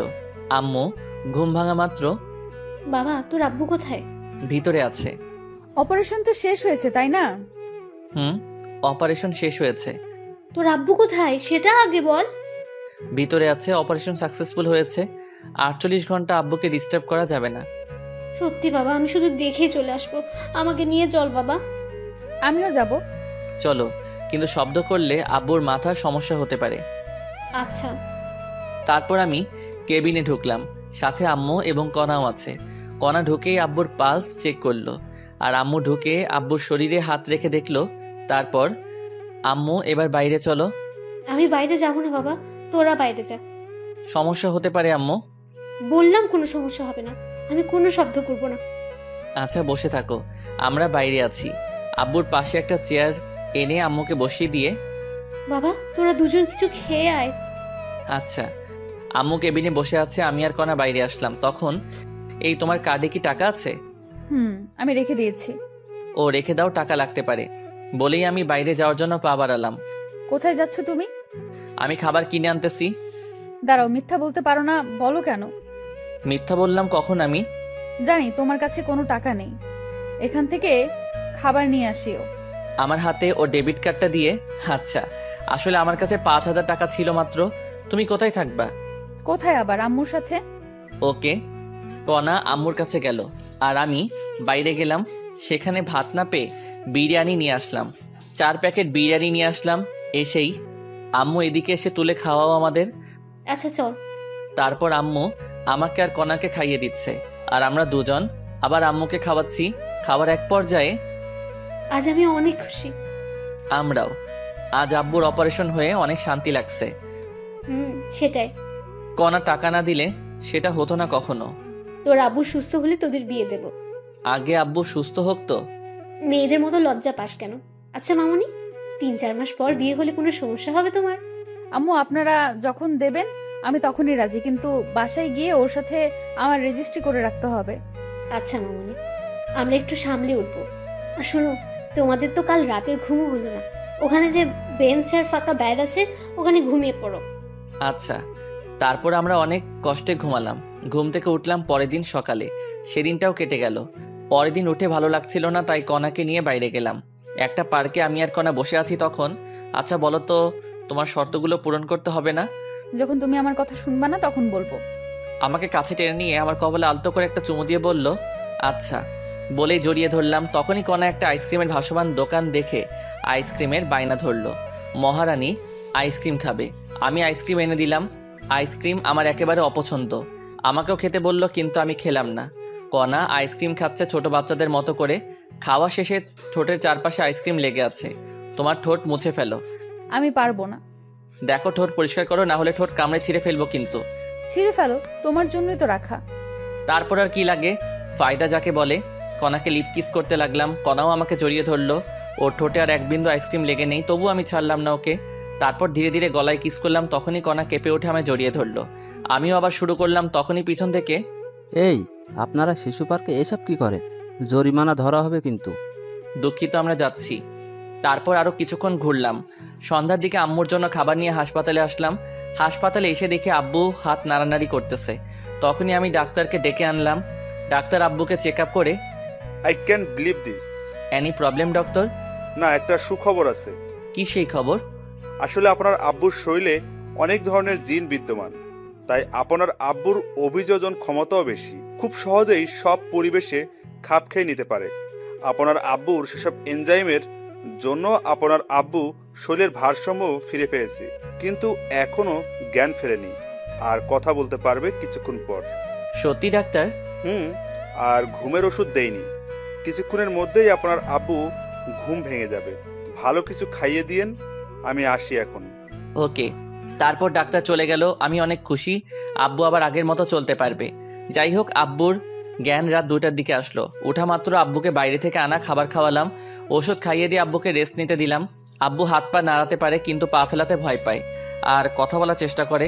মুখ দিয়ে বাতাসও বের হয়, কিন্তু আওয়াজটা বের হয় না। যাই হোক, আমি আর আম্মু মিলে আব্বুকে কিছুক্ষণ হাঁটালাম। তারপর আবার রেস্ট নিতে দিলাম। পরের দিন সকালে কিছুক্ষণ চেষ্টা করতেই আব্বু হাঁটতে সফল হলো। সেদিন আমাদের হাসপাতাল থেকে রিলিজ দিল। সেদিন রাতের টিকিট আমরা কেটে ফেললাম। আব্বু ইশারা দিয়ে কথা বলে। টিকিট কাটা শেষে আমরা একটা ছোট হোটেলে গিয়ে রাতের খাবার খেয়ে কিছু ব্যাগে প্যাকেট করে নিলাম। সন্ধ্যার সময় এয়ারপোর্টের ভিতরে প্রবেশ করলাম। রাত 8টায় প্লেন উড়াল দিল। পরের দিন ঢাকা শাহজালাল আন্তর্জাতিক বিমানবন্দরে নেমে কণার বাসায় গেলাম এবং কণার আব্বুর নামে যা শুনলাম তা শুনে দ্রুত সন্ধ্যার সময় আমরা এয়ারপোর্টের ভিতরে আসলাম। সিঙ্গাপুরের সময় রাত 11টায় আমাদের ফ্লাইট। আগে থেকে জানতাম অনেক সময় ভিতরে বসে থাকা লাগবে, তাই রাতের জন্য হালকা নাস্তা নিয়েছিলাম। রাত 9টার দিকে নাস্তা করলাম সবাই মিলে। আমরা এয়ারপোর্টের ভিতরে সোফায় বসে আছি। তখনই ভাবলাম আব্বুকে একটু ধরে ধরে হাঁটিয়ে নেই। সে অনুযায়ী কাজও করলাম। প্রায় আধা ঘন্টা হাঁটালাম। আল্লাহর অশেষ রহমতে আব্বু ভালোভাবেই হাঁটতে পারছে। কিছুক্ষণ পর সকল যাত্রীকে প্লেনে উপস্থিত হতে বলা হলো। আমরাও প্লেনের ভিতরে গেলাম। আমাদের 4 জনের সিট একসাথেই পড়েছে। আমাদের সিট বেল্ট বেঁধে দিল বিমানবালারা। রাত 11টায় প্লেন উড়াল দিল। আমরাও ঘুমিয়ে পড়লাম। আমার পাশে কণা, তারপর আম্মু, তারপর আব্বুর সিট পড়েছে। আমাদের প্রত্যেককে একটা করে কম্বল দেওয়া হলো। কণা ওর জন্য দেওস কম্বলটি রেখে দিল। কম্বল রেখে দিলা কেন? আমাদের একটা কম্বলই যথেষ্ট। কেমন করে একটা দিয়ে হবে, যে ছোট একটা কম্বল? এতেই হবে। আমি তোমায় জড়িয়ে ধরে ঘুমাবো, তোমার কাঁধে মাথা রাখবো। খালি ফাইজলামো। ঠিক আছে, আমার কাঁধে মাথা দিয়ে ঘুমাও। বলেই আমার গালে একটা চুমু দিল। লক্ষ্মী মেয়ে। আমি আব্বু আম্মুর দিকে দেখলাম ঘুমিয়ে পড়েছে। আব্বু আম্মুর শরীরের কম্বল ভালো করে গায়ে দিয়ে দিলাম যাতে ঠান্ডা না লাগে। তারপর সিটে বসলাম। তখন কণা আমাকে কাঁধে মাথা রেখে ঘুমিয়ে পড়ল। আমাকে দেয় কম্বলটি। আমাদের দুজনের শরীর দেওয়ার চেষ্টা করলাম, কিন্তু ছোট হওয়ায় পারলাম না। আর তখন আমি বিমানবালার কাছ থেকে আরেকটা কম্বল নিয়ে কণাকে ভালো করে ঢেকে দিলাম। একে অপরের সাথে জড়াজড়ি করে ঘুমিয়ে পড়লাম। ঘুম ভাঙল বিমানের একটা সিগন্যালে। প্লেন এখন ল্যান্ড করবে, তাই সবাইকে জাগ্রত করার জন্য এক ধরনের সাউন্ড সিস্টেম ব্যবহার করে আমরা সিগন্যালের আওয়াজে জাগ্রত হয়ে গেলাম। প্রায় 30 মিনিট লাগলো প্লেন শাহজালাল আন্তর্জাতিক বিমানবন্দরে ল্যান্ড করতে। ল্যান্ড করার পর আব্বুকে ধরলাম এবং নিচে নামতে সাহায্য করলাম। নিচে নামার পর থেকে আব্বু নিজে নিজেই আমাদের সাথে হাঁটতে শুরু করলো। ল্যান্ড করার পর আমরা প্লেন থেকে নেমে রিসিভ রুমে আসলাম। রিসিভ রুম থেকে ব্যাগ রিসিভ করে এয়ারপোর্টের বাইরে আসলাম। আমার ছোট বোন আনহা আর চাচাতো ভাই আদনানকে আসতে বলা হয়েছিল। আমরা এয়ারপোর্টের বাইরে এসে দেখলাম ওরা দাঁড়িয়ে আছে। আনহা আব্বুকে দেখে দৌড়ে এসে কান্না শুরু করে দিল। আব্বুও নীরবে চোখের পানি ফেলতে লাগলো। আমি সান্ত্বনা দিয়ে একটা ট্যাক্সি নিয়ে আমরা সবাই কণার বাসায় আসলাম। আমি ব্যাগ নিয়ে আগেই দোতলায় গেলাম। বাসায় এসে কলিং বেল দিলাম। আমার আব্বুর বয়সী একজন পুরুষ দরজা খুলে দিল। কে আপনি? এই বাসায় কি চাই? সরি, আপনাকে তো চিনলাম না। আমি এই বাসার মালিক। আমার শাশুড়িকে ভয় দেখিয়ে বাড়ি দখল। বাবা, তুমি এতদিন কোথায় ছিলে? বাবা মানে এই লোককে? উনি আমার বাবা। ভেতরে আসো। আর বিআই বেআইন আপনারাও আসেন। চলেন বেয়াই। তারপর আমরা সবাই সোফায় গিয়ে বসলাম। তখন আব্বু, তুমি এই 2 বছর কোথায় ছিলে? কিছু কাজ ছিল মামুনি। আর কোথাও তোমার যাওয়া হচ্ছে না? তোমার আর কোথাও যাব না, অবসর নিয়েই তবে এসেছি। ভাই সাহেব, আপনি কি কাজ করতেন? হঠাৎ 2 বছর খোঁজ ছিল না আপনার? বিআইন, আমি একজন কমিশনার ছিলাম। আমাদের দেশে মাদকের ব্যবহার অধিক ছিল, আর আমি ট্রেনিংয়ে মেডেল জিতেছিলাম। তাই সরকার আমায় ডেকে পাঠায়। তারপর আমাদের একটা মিটিং হয়। সেই মিটিংয়ে 60 সদস্য বিশিষ্ট একটা দল তৈরি করি। এদের মূল কাজ মাদকের গডফাদারকে ধরা। আমরা এই কাজের মিশনের জন্য উঠে পড়ে লেগে পড়ি। বাসায় থাকলে সমস্যা হতো, তাই আমি কাউকে না জানিয়ে পালিয়ে যাই। মিশন ছিল জীবন মরণের। ধরা পড়লেই মৃত্যু নিশ্চিত। আমরা দেশের ভিতরে এবং বাইরে 2 বছর নিরস প্রচেষ্টার পর 7 দিন আগেই ওই সন্ত্রাসীকে ধরিয়ে দিই এবং আবার মেডেল পাই। সেদিনেই চাকরির অবসরের আবেদন করি। অফিসাররা সবাই অবাক হয়েছিল এবং তারা আমাকে চাকরিতে জোর করে রাখতে চেয়েছিল, কিন্তু পারিনি। আমি পরশুদিন বাসায় এসে সব শুনলাম বিয়ানের নাকি অপারেশন হচ্ছে। আপনার মেয়ে টাকা দিয়েছিল, আমাদের তো অপারেশন করার সামর্থ্য ছিল না। বেআইন, আমার যা কিছু আছে সব কণা মামুনির, আর আমার মেয়ে আপনার বাড়ির বউ। আর এসব কথা বাদ দেন, এখন বেআইনের কি অবস্থা? হাঁটতে পারতেছে, কিন্তু কথা বলতে পারতেছে না। মুখ দিয়ে বাতাস বের হয়। ডাক্তার বলছে 1 সপ্তাহের মধ্যে কথা বলতে পারবে।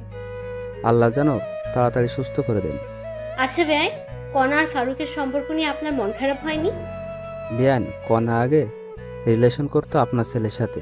আমি জানতাম রিলেশন করে, কিন্তু আপনার ছেলেকে দেখিনি। পরে যখন ওদের ব্রেকআপ হয়েছে এবং আমার মেয়ে বাইরে চলে যায়, মেয়ে আমাকে বুঝতে দেয়নি। তারপর আমি মিশনে গিয়েছিলাম। বাসায় এসে জানতে পারলাম ব্যাপারটা। প্রথমে রাগ হয়েছিল, কিন্তু পরে সব শোনার পর অনেক খুশি লাগতেছে। বেয়াই, আপনার মেয়েকে আমি অনেক পছন্দ করি। তাই ফারুক যখন ওদের ব্রেকআপের কথা বললো, তখন ওর সাথে অনেক রাগারাগি করেছে, কিন্তু সবকিছু বিবেচনা করে মেনে নিতে হয়েছে। অনেক ভালো লাগলো বেআইন। আমরাও রিলেশন করে বিয়ে করেছি, আমার মেয়েও। আমরাও সেম। যা করছো, কাল আবার গ্রামের বাসায় যেতে হবে আমাদের। কেন বেআইন? ওমর ফারুককে আর কতই প্রেশারে রাখি বলেন? এমনি ওর বেতন অল্প, আবার যদি পরিবার সহ ঢাকায় থাকি তাহলে অনেক টাকা খরচ হবে। তাই চলে যাব। কি বলেন বেআইন? সামনে আমার একটা ফ্ল্যাট আছে, 5 তলা ফ্ল্যাট। সেখানে 4 তলায় আপনারা থাকবেন। বেয়াই, অনেক উপকার করেছেন, তাই জীবনে শোধ করতে পারবো না। আর উপকার করবেন না। বেআইন, কি বলেন এসব? আমরা কিন্তু কষ্ট পাবো। আচ্ছা বেয়াই, আগে আপনার বেয়াই সুস্থ হোক। ও সুস্থ হলে যে কোম্পানিতে চাকরি করতো সেখানে আবার জয়েন করতে পারবে। রেফারেন্স আছে তো। সুস্থ হলে আবার ঢাকায় আসবো। আচ্ছা ঠিক আছে, কিন্তু এদের বিয়ের ডেট ঠিক করতে হবে না? কিছুদিন যাক। তবুও কদিন পর? 6 মাস পর। কি বলো তুমি? আচ্ছা ঠিক আছে, এখন চলেন, সকালের খাবার খেতে হবে। আব্বু, প্রচুর খিদে লাগছে, আর আমরা খেয়েই ঘুমাবো। ঘুম হয়নি রাতে। হারামজাদি আমার কাঁধে মাথা রেখে আরামসে ঘুমিয়েছে আর এখন চাপা মারতেছে। সবাই ফ্রেশ হয়ে এসে টেবিলে বসো। আমি দেখি কনার আম্মুর রান্না কত দূর। তারপর আম্মু আর আব্বু গেস্ট রুমে গেল, সাথে আদনান আর আনহাও। আর কণা আমাকে টেনে ওর রুমে নিয়ে গেল। আমি যেই রুমে ঢুকেছি সাথে সাথে কণা দরজা লাগিয়ে দিল। এই কি করো, তোমার কমিশনার বাপ আমার গুটলি ফাটাই দিবে। কিছুই বলবেন, এখন যাও ফ্রেশ হও আগে। ওকে। তারপর আমি বাথরুমে ঢুকলাম। 10 মিনিট পর একদম ফ্রেশ হয়ে বের হলাম। বের হয়ে দেখি কণা আগের কাপড় পরিবর্তন করে শাড়ি পরার বৃথা চেষ্টা করতেছে। আমি বাথরুম থেকে বের হয়েছি, কণা বুঝতে পারিনি। আমি হালকা কাশি দিলাম, সাথে সাথে কণা পিছনে ফিরে দেখলো আমি তো আবার ক্রাশ খেলাম। হালকা মেকআপ করেছে, উফ অসাধারণ লাগছে কণাকে। তখনই কুত্তা, এমন করে কি দেখো, এখানে আসো। বলে ওর কাছে এসে আবার মন ভরে দেখতে লাগলাম। আমাকে শাড়ি পরিয়ে দাও। আচ্ছা। তারপর আমি কণার শাড়ির কুচি ধরলাম, ধবধবে পেট, নাভির 2 ইঞ্চি উপরে একটা তিল। আমি নিজেকে কন্ট্রোল করার চেষ্টা করতেছি, আর কণা সেটা বুঝতে পেরেছে। কণা আমার কাঁধে হাত রেখে আছে। আমি কুচি সুন্দরভাবে গুছিয়ে কোমরে গুছলাম। তখনই কণা আমার হাত চেপে ধরলো এবং মাথা পেটের সাথে চেপে ধরলো। আমি নিজেকে আর ধরে রাখতে পারলাম না, কণার মাথা শক্ত করে ধরে লিপ কিস করা শুরু করলাম। কণাও আর কন্ট্রোল করতে পারলো না, সেও রেসপন্স করা শুরু করলো। টানা কিস করতে করতে কণাকে কোলে করে বিছানায় নিয়ে গেলাম। বিছানায় ফেলে আবার কিস করা শুরু করলাম। তারপর গলায় কিস করতে লাগলাম। তখনই এই কুত্তা, আমাকে কি বিয়ের আগেই প্রেগন্যান্ট করতে চাও নাকি? ও শিট, সরি, আমি ব্যাপারটা বুঝতে পারিনি। দোষ আমার, আমি ইচ্ছে করেই তোমায় শাড়ি পরিয়ে দিতে বলেছি। আমি জানতাম তুমি ঠিক থাকতে পারবে না। তবে রে, হাও হারামি, বাইরে চলো। চলো। আরে মুখ তো মুছে ফেলো, মুখে লিপস্টিক লেগে আছে। বলেই বাইরে চলে গেল। কি বলো? বলেই আয়নার সামনে গিয়ে দেখি সত্যি সত্যি লিপস্টিক লেগে আছে। তারপর আমি ভালো করে মুখ ধুয়ে বাইরে আসলাম। বাইরে এসে দেখি সবাই আমার জন্য টেবিলে অপেক্ষা করে বসে আছে। সামনে গিয়ে দেখি কণার পাশে টেবিলটাই মাত্র ফাঁকা আছে। খিদেও লাগছে, তাই আমিও বসলাম টেবিলে। হবু শাশুড়ি খাবার সার্ভ করলো, আর আমি কোনো দিকে না তাকিয়ে খাওয়া শুরু করলাম। তখন নিচ থেকে সুরসুরি লাগলো। আমি বিড়াল মনে করে নিচে তাকালাম, দেখি নিচে কিছুই নেই। মাথা তুলে দেখি আমার প্লেটেও কিছুই নেই। আমার প্লেটের মাংস কে জানি তুলে নিয়েছে। কণার মুখের দিকে তাকালাম, দেখি কণা মুচকি মুচকি হাসতেছে। আমিও বুঝতে পারলাম গন্ডগোলটা কোথায়। খাওয়াই হলো না আমার। সামনে তাকিয়ে দেখি সবার খাওয়া শেষ। লজ্জায় আবার চাইতেও পারছি না, তাই পেটে ক্ষুধা নিয়ে হাত ধুয়ে উঠে আসলাম। কণাও উঠে ওর আম্মুর কাছে গেল। আমি আম্মুকে বলে কণাকে না জানিয়ে আমার ভাড়া বাসায় চলে গেলাম। যাওয়ার সময় সাথে করে বিরিয়ানি নিয়ে গেছিলাম। সেগুলো খেয়ে ফোন বন্ধ করে চার্জে দিয়ে 11টার সময় দিলাম ঘুম থেকে উঠলাম বিকেল 4টায়। উঠে ফ্রেশ হয়ে ফোন অন করলাম। ফোন অন করে আমি অবাক হয়ে গেলাম। মিস কল অ্যালার্ট চালু করা আছে। দেখি 250টা মিস কল আর 119টা মেসেজ। কল এসেছে আম্মু, কণা, আদনান শাশুড়ির ফোন থেকে, আর মেসেজ এসেছে আদনানের ফোন থেকে 10টার মতো। বাকিগুলো কণা দিয়েছে। সবগুলো মেসেজ হলো আমি কোথায় আছি, তাড়াতাড়ি যেন বাসায় যাই, এসব নিয়ে। যাই হোক, এসব দেখে ভাবলাম কল দেই। দেখলাম ফোনে টাকা নেই, তাই বিকাশ অ্যাপস থেকে টাকা লোড দেওয়ার জন্য ডাটা অন করলাম। সাথে সাথেই দেখি মেসেঞ্জার, হোয়াটসঅ্যাপ, টেলিগ্রাম সবখানে কণার মেসেজ। টাকা লোড দিয়ে কল দিলাম কণার কাছে। কল দেওয়া মাত্র কল ধরলো, মনে হয় তার জন্য বসেছিল। কি করো? জানোয়ার, কোথায় তুই? রেগে আছো খুব? তাই বলবো না। রাখবে না। তোমার ফোন বন্ধ কেন? হ্যাঁ, অবু স্বামীর সাথে কেউ এভাবে কথা বলে? ঘন্টা, এবার বলো কোথায় তুমি এখন? ঘুম হয়নি তো, তাই যে বাসায় থাকতাম সেখানে এসে ফোনটা চার্জে দিয়ে ঘুমিয়েছিলাম। লোকেশন দাও, আমি যাচ্ছি। পাগল নাকি? তোমার সতীন তোমার সাথে মারামারি করার জন্য বসে আছে। দেখো, তুমি জানো আমার রাগ কেমন, রাগিও না আমায়। ওকে, জায়গায় আসো। ওকে।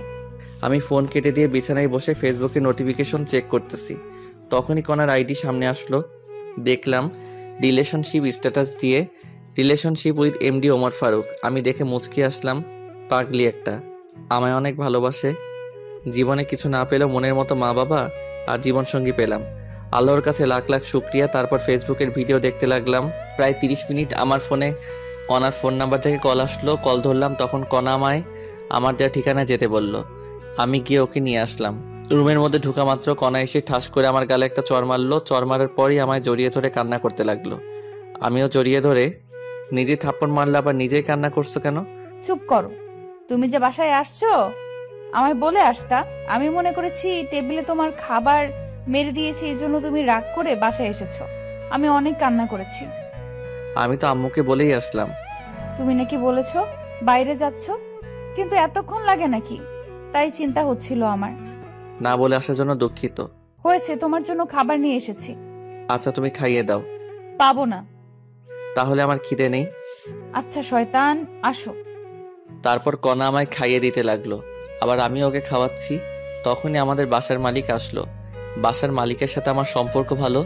বাড়িওয়ালা এসে, কি ফারুক, কি খবর তোমার? দুদিন থেকে দেখাই যাচ্ছে না, ঘটনা কি? ভাই, আব্বুর অপারেশনের জন্য বাইরে গেছিলাম। এনিকে ভাবি নাকি? আপনার ভাবি। হাফ নাকি ফুল? পরে বলবো। আচ্ছা, পরে শুনবো। এখন বাড়ি ভাড়া কবে দিবা? কাল দিব ভাই। আচ্ছা, তাহলে আমি যাই। বাড়িওয়ালা চলে গেল। কণা আমায় রেডি হতে বলল। আমি তৈরি হয়ে নিলাম। আজ আব্বু আম্মু, ছোট বোন আনহা আর চাচাতো ভাই আদনান বাসায় যাবে। ওদেরকে বাসে তুলে দিতে হবে। আমি রেডি হয়ে রুমে তালা দিয়ে বের হলাম। কণা আর আমি রিক্সা নিয়ে কণার বাসায় গেলাম। বাসায় যাওয়া মাত্র, তোর কি আক্কেল জ্ঞান নেই? তুই বাইরে গেছিস, কণাকে বলা লাগবে না? তোমাকে তো বললাম আম্মু। তুই বলেছিস তুই বাইরে যাচ্ছিস, কিন্তু তুই যে তোর মেসেজ যাবি সেটা তো বলিসনি। আর তোর ফোন বন্ধ ছিল, তাই কণা কান্নাকাটি করে অবস্থা খারাপ করেছিল। বাদ দাও, তোমরা রেডি হয়েছো? প্রায়। বাস কয়টায়? রাত 9টায়। এখন 6:30 বাজে। তাহলে সমস্যা নেই। খেয়েছো তোমরা? তোর জন্যই বসে আছি। চলো। সন্ধ্যা 7টার দিকে সবাই মিলে একসাথে বসে খেলাম। খাওয়া শেষে সবাই কণার আব্বু আম্মুর কাছ থেকে বিদায় নিয়ে রওনা দিলাম। আমি আব্বু আম্মু ভাই বোনদের গাড়িতে তুলে দিয়ে কণার বাসায় রেখে মেসে যাব। যাই হোক, স্টেশনে গিয়ে বসে আছি। কণা, আম্মু আর আনহান গল্প করতেছে। অত্যন্ত গরম এখন, তাই আম্মু আমাকে পানির বোতল আনতে বলল। আমি রাস্তা পার হয়ে একটা দোকানে গেলাম। দোকানে প্রচুর ভিড়, তাই দাঁড়িয়ে আছি। আর ওদিকে, আম্মু তুমি আবার কবে আসবা? তোর শ্বশুর সুস্থ হলে। আম্মু, আমরা কিন্তু এখনো আলাদা বাসায় থাকতে পারি। আমি আর আপনার ছেলে চাকরি করি কেন? কিছুদিন যাক, তারপর। তাড়াতাড়ি আসো। তোমরা আর আমার এই ননদকেও ভালো স্কুলে ভর্তি করাতে হবে। পরে সেটা ভাবি। আমার পরীক্ষা সব কমপ্লিট।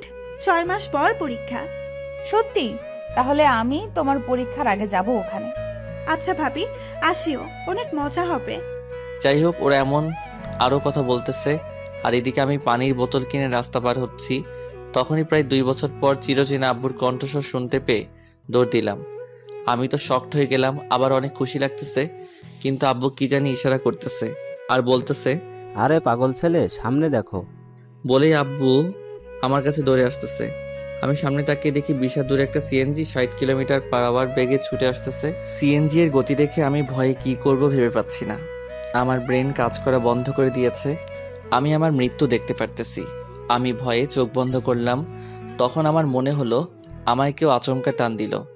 আমি বুঝতে পারলাম আমি কোথাও পড়ে গিয়েছি, কিন্তু আমার শরীরে মনে হয় শক্তি নেই। কেউ একজন আমায় ধাক্কাচ্ছে। তখনই আমার চিন্তা শক্তি কাজ করা শুরু করে দিল। আমি চোখ খুললাম। খোলা মাত্র, বাবা, তোর কিছু হয়নি তো? কিছু হয়নি তো মনে হয়। চারপাশ দেখে আসবি না? ভুল হয়েছে, এবার চলো। চল। আম্মুকে বলিও না, আবার চিন্তা করবে। আচ্ছা। তারপর আমি আমার শরীরের ধুলা ঝেড়ে ফেলে দিলাম। তারপর আব্বু আর আমি, আম্মু, কণা আর আনহাদের কাছে আসলাম। আব্বু যখন এসে সবার সামনে কথা বলল, সবাই আনন্দে হই দিয়ে উঠল। আর আম্মু তো খুশিতে কান্না কান্না করতে লাগলো। তখনই, এই একসাথে এত খুশি কোথায় রাখি? তুমি যাও, বাবার কর্ণফুলের রস নিয়ে আসো। ওকে, যাচ্ছি বলেই যেতে লাগলাম। কোথায় যাচ্ছিস? ফলের রস নিয়ে আসি। লাগবে না। আব্বু নিয়ে আসুক না। আরে ফারুক কোথাও যাবে না। জানো কি হয়েছিল একটু আগে? কি হয়েছিল আব্বু? কিছু হয়নি বলেই আব্বুর মুখ চেপে ধরলাম। আসলে, তারপর সব খুলে বলল। আরে চিন্তা করো না তো, কিছু হয়নি তো। হলে আর কি হতো, মরে যেতাম। কান্না করার মতো কেউ নেই। চলো তো একটু ওয়াশরুমে যাব। চলো। তারপর আম্মুকে চুপ করে থাকতে বললাম। আব্বু আমার আম্মুকে সান্ত্বনা দিচ্ছে। আর আমি কণাকে নিয়ে বাস কাউন্টারের ওয়াশরুমে ঢুকলাম। কণা ভিতরে ঢুকে উকি দিয়ে কি জানি দেখলো। তারপর হঠাৎ দরজা বন্ধ করে দিয়ে আমার শার্টের কলার ধরলো। তখন, এই কি করছো? তুই কি বললি কিছুক্ষণ আগে? কি বলছি আমি? কি বললি তুই মরে যাবি? তোর কিছু হলে আমি কি নিয়ে বাঁচবো বল? সরি, আর বলবো না। সাবধানে দেখে শুনে বের হবা না তুমি? তোমার কিছু হলে আমি কি নিয়ে বাঁচবো? কলার ছেড়ে দিয়ে আমায় জড়িয়ে ধরে কান্না করতে করতে কথাগুলো বলল। তোমার আর আম্মুর দোয়া আর আল্লাহর রহমত থাকলে আমার কিছু হবে না। সবসময় তোমার জন্য দোয়া করি আমি। এবার কিস করো। তাই তো, তোমায় অনেক ভালোবাসি। কচু বাসো, তাই তো আমার কথা চিন্তাও করো না, শুধু বাজে কথা বলো। মৃত্যু ছাড়া আমি তোমায় ছেড়ে কোথাও যাব না। জানো আমার না খুব কান্না আসছিল যখন তুমি এই কথাগুলো বলছিলে। মনে হচ্ছিল ধরে থাপ্পড় মারি আর বলি তোমায় অনেক ভালোবাসি। ওসব আমি ইচ্ছা করেই বলেছি। দেখলাম তুমি আমায় কেমন ভালোবাসো। এবার চলো বাইরে যাব, না হলে অনেক খারাপ ভাববে। চলো। তারপর আমি আর কণা সবার কাছে আসলাম। কিছুক্ষণ পর বাস আসলো। আমি সবাইকে বাসে তুলে দিলাম, সবার জন্য হালকা খাবার কিনে দিলাম। বাস যতক্ষণ ছিল ততক্ষণ দাঁড়িয়েছিলাম। তারপর আমি আর কণা সিএনজি নিয়ে বাসায় আসলাম। কণাকে বাসায় নামিয়ে দিয়ে আমি আবার আমার ভাড়া বাসায় চলে গেলাম। আমি আজ অনেক হেঁটেছি এবং কাজও করেছি, তাই অনেক ক্লান্ত থাকায় ঘুমিয়ে পড়লাম। ঘুম ভাঙল কণার ফোনে। কল ধরেই দিলা তো ঘুমের 69 বাজাই। আইসে আমার জমিদার সাহেব, উঠে তাড়াতাড়ি অফিস আসো। আচ্ছা যাবনে। আচ্ছা, আমি যাবার সময় তোমায় নিয়ে যাব। লাগবে না ম্যাম, আমারই ডিউটি আপনার বাসায়। ফারুক সাহেব তাড়াতাড়ি আসেন। আচ্ছা ম্যাম। কল কেটে দিয়ে ফোনে দেখলাম 7:48 বাজে। আমার অফিস 9টায়। কণার বাসায় যাওয়া লাগবে 8:30-এ। বেশি সময় নেই হাতে, তাই বিছানা থেকে উঠে বিছানার কিছু না গুছিয়েই ফ্রেশ হলাম। তারপর রেডি হয়েই কণার বাসায় গেলাম। তবুও 10 মিনিট লেট করেছি। কণার বাসায় ঢুকলাম। জামাই না হতেই আমায় এখন থেকে জামাই আদর করতেছে। যাই হোক, খাওয়া শেষে কণা লাঞ্চ পার্টিতে প্যাক করে নিল। তারপর আমরা দুজনে অফিসের উদ্দেশ্যে রওনা দিলাম। অফিসে ঢোকার পর আমি আমার কেবিনে গেলাম। কিছুক্ষণ পর সবাই আসলো। তখন কণা সবাইকে ডাকলো। সবাই মিটিং রুমে গেল, সাথে আমিও মিটিং রুমে। শোনেন, আপনারা আমাদের অফিসের অনেক লোকসান হচ্ছে। ম্যাম, আমরা তো ঠিকভাবে কাজ করছি, সর্বোচ্চ দিয়ে কাজ করি। সবাই তো করে না। ম্যাম, এই অফিসের ক্ষতি হলে অফিস বিক্রি করে দেবে, তখন আমরা কোথায় যাব? আর গেলেও হয়তোবা এমন বস পাবো না। আর এই অফিসে আমাদের সবসময় ছাড় দিয়েছে। অফিসের লোকসানের সময় আমরা কাজ করে তা পুষিয়ে দিব। সাবাস, আপনারা সবাই এরকম মানসিকতা নিয়েই কাজ করবেন। আমরা তাই করব ম্যাম।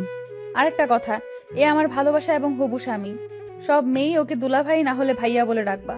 আমাকে ওর কাছে এনে হাত ধরে বলল, ম্যাম খাওয়া দেন। আচ্ছা, আজ দিব। তারপর মিটিং শেষ করে দিল। কণা সবাইকে খাওয়ালো। তারপর আবার কাজ করতে লাগলাম। অনেক দিন আসতে পারিনি, অনেক কাজ পড়ে আছে। কাজ করতে করতে দুপুর হয়ে গেল। লাঞ্চের সময় কণা ডাকলো।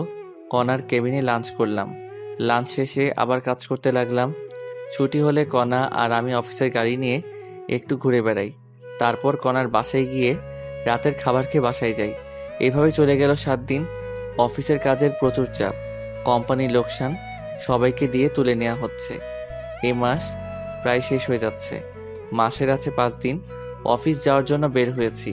তখন মেসেঞ্জারে আমার গ্রামের এক বান্ধবীর কল পেলাম। কি রে ফারুক, কেমন আছিস? আলহামদুলিল্লাহ, তুই কেমন আছিস? দুলাভাই আর ভাগিনা কেমন আছে? ভালো ছিলাম, কিন্তু কয়েকদিন থেকে নেই রে মামা। কেন কেন কেন কোনো সমস্যা হয়েছে কি? তোর দুলাভাইয়ের হার্টের অপারেশন করা লাগবে। টাকা ম্যানেজ হয় নাই? সব কমপ্লিট। আর তুই তো জানিস আমরা পালিয়ে বিয়ে করেছি, এজন্য কেউ মেনে নেয়নি। আর তোর দুলাভাইয়ের অসুস্থতার জন্য কোম্পানি থেকে লোন দিয়ে অপারেশন করাচ্ছি। খুব ভালো করেছিস। আমার কি কোনো হেল্প লাগবে? ঢাকায় আমার চেনা পরিচিত তুই আছিস, আর অপারেশনের সময় আমি মেয়ে মানুষ কেমনে দৌড়াদৌড়ি করবো। তুই কি একটু 2 দিন সময় দিতে পারবি? আচ্ছা, কবে যাওয়া লাগবে? আজকে আয়, কাল তাহলে অপারেশন হবে। আচ্ছা, আমি আসতেছি। সীমার ফোন কেটে দিয়ে কণাকে টেক্সট করে জানিয়ে দিলাম আমি 2 দিন অফিসে যেতে পারবো না। আমার বন্ধু অসুস্থ, অপারেশন হবে, তাই হাসপাতালে যাব। আর আমাকে এই 2 দিন কল দিও না। আমি জানি কণা আর আমায় 2 দিন কল দিবে না। তারপর আমি ব্যাগ গুছিয়ে রওনা দিলাম সীমার বাসার উদ্দেশ্যে। এই ঢাকার জ্যাম পার করে পৌঁছালাম 11টার সময়। সীমার বাসায় ঢুকলাম, দেখি দুলাভাই ভালোই অসুস্থ হয়ে গেছে। দুলাভাইয়ের সাথে কথা বললাম। দুলাভাইয়ের কথা বলতে সমস্যা হয়। তারপর সীমার সাথে ভালো মন্দ কথা বলে বিকেলবেলায় হাসপাতালে ভর্তি করার সিদ্ধান্ত নিলাম। সীমার বাসায় লাঞ্চ করে দুলাভাইকে নিয়ে 2টোর দিকে ঢাকা মেডিকেল হাসপাতালে ভর্তি করালাম। বিভিন্ন পরীক্ষা করা হলো এবং ডাক্তার বললেন রাত 10টায় অপারেশন করা হবে, ব্যাংকে গিয়ে টাকা ডিপোজিট করেন। তারপর সীমা ডাক্তার তো টাকা জমা দিতে বলল। চল ব্যাংকে যাব। দুলাভাই একা থাকবে নাকি? তোর ভাগিনাকে রেখে যাই, বেশিক্ষণ লাগবে না তো। টাকা কোথায় আছে? আমার অ্যাকাউন্টে। চলো তাহলে। তারপর সীমা দুলাভাইয়ের কাছে গেল এবং সব খুলে বলল। দুলাভাই তার ছেলে আবু হানিফকে রেখে যেতে বলল। আবু হানিফকে রেখে আমরা দুজন হাসপাতাল থেকে বের হয়ে রিক্সা নিলাম। তারপর ইসলামী ব্যাংকে গেলাম। ব্যাংক থেকে টাকা তুলে আবার সোনালী ব্যাংকে গেলাম। সেখানে টাকা জমা দিয়ে হাসপাতালে আসলাম। আমাদের মোট 2 ঘন্টা সময় লেগেছে। একটু দেরি হলে আর টাকা জমা দিতে পারতাম না, কারণ ব্যাংক 5টার সময় বন্ধ করে দেয়। আমরা হাসপাতালে এসেছি 6টার সময়। একটু পর আজান দিবে। দুলাভাই অনেক ভয় পাচ্ছে, অনেক ভীতু প্রকৃতির মানুষ উনি। যাই হোক, দেখতে দেখতে অপারেশনের সময় হয়ে গেল। ডাক্তার দুলাভাইকে আইসিইউতে নিয়ে গেল আর আমরা বাইরে আছি। সীমা তো ভয়ে চুপসে গেছে আর আমিও চুপ করে আছি ভাগিনাকে সাথে নিয়ে। ভাবলাম একটু ফোনে গেম খেলি, কিন্তু ফোনটা বের করে দেখি ফোন বন্ধ, কারণ ফোনে চার্জই দেয়নি। ভাগিনার দিকে তাকিয়ে দেখি ভাগিনা ঘুমিয়ে গেছে। তারপর আমি বসে থাকতে থাকতে কখন ঘুমিয়ে গেছি জানি না। ঘুম ভাঙলো লিপির। মামা ওঠ, খুশির খবর আছে। কি হয়েছে? তোর দুলাভাইয়ের অপারেশন সাকসেসফুল হয়েছে। 3 ঘন্টা পর জ্ঞান ফিরবে। ডাক্তার চলে গেল এটা বলে। দাঁড়া, আমি ডাক্তারের কাছ থেকে ভালো করে শুনে আসি। আচ্ছা যা। তারপর আমি ডাক্তারের কেবিনে গিয়ে সত্যতা যাচাই করে আসলাম। তখন রাত 2টা বাজে। আমি সীমার কাছে আসলাম। কিছুক্ষণ পর দুলাভাইকে একটা কেবিনে শিফট করা হলো। আমি অনেক খুশি হয়েছি। ডাক্তার প্রেসক্রিপশন দিল। আমি গিয়ে ওষুধ কিনে আনলাম। জ্ঞান ফিরলে ওষুধ খাওয়াতে হবে। ওষুধ কিনে এনে দেখে অন্য রুমে শিফট করেছে। ঔষধ সীমাকে দিয়ে আমি ব্যাগ নিয়ে সোফায় শুয়ে পড়লাম। সীমাকে ঘুমানোর কথা বলে দিলাম এক ঘুম। ঘুম থেকে উঠলাম খুব সকালে, সীমা আর দুলাভাইয়ের কথার শব্দে। ঘুম থেকে উঠে দুলাভাইয়ের সাথে কথা বলে ফ্রেশ হতে গেলাম। ফ্রেশ হয়ে এসে দুনিয়ার যত গল্প আছে সব শুরু করে দিলাম। গল্প তো আর শেষ হবে না, খিদেও লাগছে, তাই নাস্তা নিতে ভাগিনাকে সাথে করে বাইরে গেলাম। আমরা নাস্তা করে ওদের দুজনের জন্য নাস্তা নিয়ে আসলাম। নাস্তা করে ওষুধ খাওয়া শেষে আমি বাইরে গিয়ে 10 টাকা দিয়ে ফোনে চার্জ দিয়ে আনলাম। কনার ফোনে কল দিলাম, কিন্তু ওর ফোন বন্ধ। তাই কনার আম্মুর কাছে কল দিলাম। কনা নাকি ওর মামার বাসায় ঘুরতে গেছে, 7 দিন পর আসবে। কনার সাথে কথা বলতে পারলাম না জন্য খারাপ লাগছে। মন খারাপ করে আবার সীমা আর দুলাভাইয়ের কাছে গেলাম। সেদিনই বিকেলবেলা রিলিজ নিলাম আমরা। ওখানে থাকলে একদিনে 10,000 টাকা খরচ হবে, তাই রিলিজ নিয়ে লিপিতের ভাড়া বাসায় আসলাম। সীমার ওখানে রাতের খাবার খেয়ে আমার বাসায় আসলাম। আবার পরের দিন থেকে অফিসে গেলাম। অফিসে গিয়ে কিছু ভালো লাগে না, মন শুধু কনাকেই খুঁজে বেড়াচ্ছে। তাই ফোন বের করে কনাকে কল দিলাম, কিন্তু ফোন বন্ধ দেখাচ্ছে। মেজাজ তো খুব খারাপ হয়ে গেল, তবুও কাজ করতে লাগলাম। দুপুরবেলা লাঞ্চ করলাম অফিসের ক্যান্টিনে। লাঞ্চের পর আবার কাজ করা শুরু করলাম। একাকিত্ব ভালো লাগছে না, তাই অফিসের এক মেয়ে কলিকের সাথে একটু ভাব জমালাম। ভালোই ভাব জমে গেল একদিনের গল্পে। যাই হোক, কনাও নেই। মেয়েটার সাথে কথা বলে ভালোই লাগলো। এইভাবে 3 দিন গেল। কনার কোনো খোঁজই নেই, ফোন বন্ধ করে রেখেছে। হাসপাতালে যখন ছিলাম তখন আমার ফোন বন্ধ ছিল, তাই কনা আমার উপর রাগ করে ফোন বন্ধ করে রেখেছে। আর তাই আমি অফিসের একটা মেয়ের সাথে দেখিয়ে দেখিয়ে গল্প করতেছি। আমি জানি লিপি আমার সব কথা কনাকে জানাচ্ছে। অনেক ভেবেচিন্তে নীলাকে সব খুলে বললাম আর ওকে একটু অভিনয় করতে বললাম। নীলাও খুব সুন্দরভাবে লিপির সামনে অভিনয় করে। যাই হোক, এইভাবে 4র্থ দিন চলে গেল। 5ম দিন নীলা আগে চলে গেল অফিস। এই নীলা, শোনো। জি আপু বলেন। তুমি জানো না কনা ফারুককে ভালোবাসে, তো একদিন পর ওদের বিয়ে। তো আমিও ওকে ভালোবাসি। চাকরি হারাতে চাও নাকি? হারালে হারাবো, ফারুক আছে না। আর কনা ম্যাম ওনাকে কি ভালোবাসে যে কয়েকদিন থেকে কল ধরে না? আরে আবাল, কনা ফারুকের গ্রামের বাসায় গেছে। আগামী 7 দিনের মধ্যে ওদের বিয়ে হবে। ও আপু, আসলে আমাদের মাঝে কিছুই নেই। ভাইয়া অনেক ভয়ে ছিল যে ম্যাম বোধহয় রাগ করে চলে গেছে, আর ম্যামের ঠিকানা কেউ দিচ্ছিল না। তাই ভাইয়া প্ল্যানটি করে, কারণ ভাইয়া জানে আপনি সব কথাই কনা ম্যামকে বলবেন। তাই নাকি? ফারুক ভাইকে যতটা ফাজিল ভাবতাম, উনি তো দেখি তার চেয়েও বেশি ফাজিল। হ্যাঁ আপু, আর আমার চাকরির যেন কিছু না হয়। যাও, তোমার 7 দিনের ছুটি। এই 7 দিন অফিসের ধারে কাছেও আসবে না। ফারুক ভাই কল দিলে বলবা গ্রামের বাসায় গেছো। আমরা একটু এদিকে মজা নেই। আচ্ছা আপু। তারপর নীলা চলে গেল। আমি অফিসে ঢুকে দেখলাম কণাও নেই, নীলাও নেই। তারপর লিপিকে গিয়ে ধরলাম। কণা কোথায়? জানি না আমি। ভালো। আর একটা কথা শুনে রেখো, কণা ফিরে এসে আমায় খুঁজে পাবে না। ভাইয়া এইসব কথা বলবেন না, আপনাকে সারপ্রাইজ দেওয়ার জন্য কনা এইসব করতেছে। তাই নাকি? একটু টাচ দিবা। সারপ্রাইজ ভালো নাকি খারাপ? সুন্দর সারপ্রাইজ ভাইয়া। তাহলে আমি নিশ্চিন্তে থাকলাম। আর নীলাকে চাকরি থেকে বের করে দিও না আবার। কেন? ওকে তো বের করে দিব। থাপ্পড় খাবা। আমি ওকে অনেক অনুরোধ করাই, অভিনয় করতে রাজি হয়েছিল। আর ওর বয়ফ্রেন্ড আছে। তোমার আপুর মতো সন্দেহ করো না আবার। হোক। আর আজ আমার সাথে লাঞ্চ করবেন। আমি মেয়েদের সাথে লাঞ্চ করি না। কনা বোধহয় ছেলে। বেশি বোঝো কেন? আমায় ছুটি দাও, আমি বাসায় যাব। আপনার অফিস না করলেও চলবে। ছালি আছে না, ওখান থেকে নিজের কেবিনে গেলাম।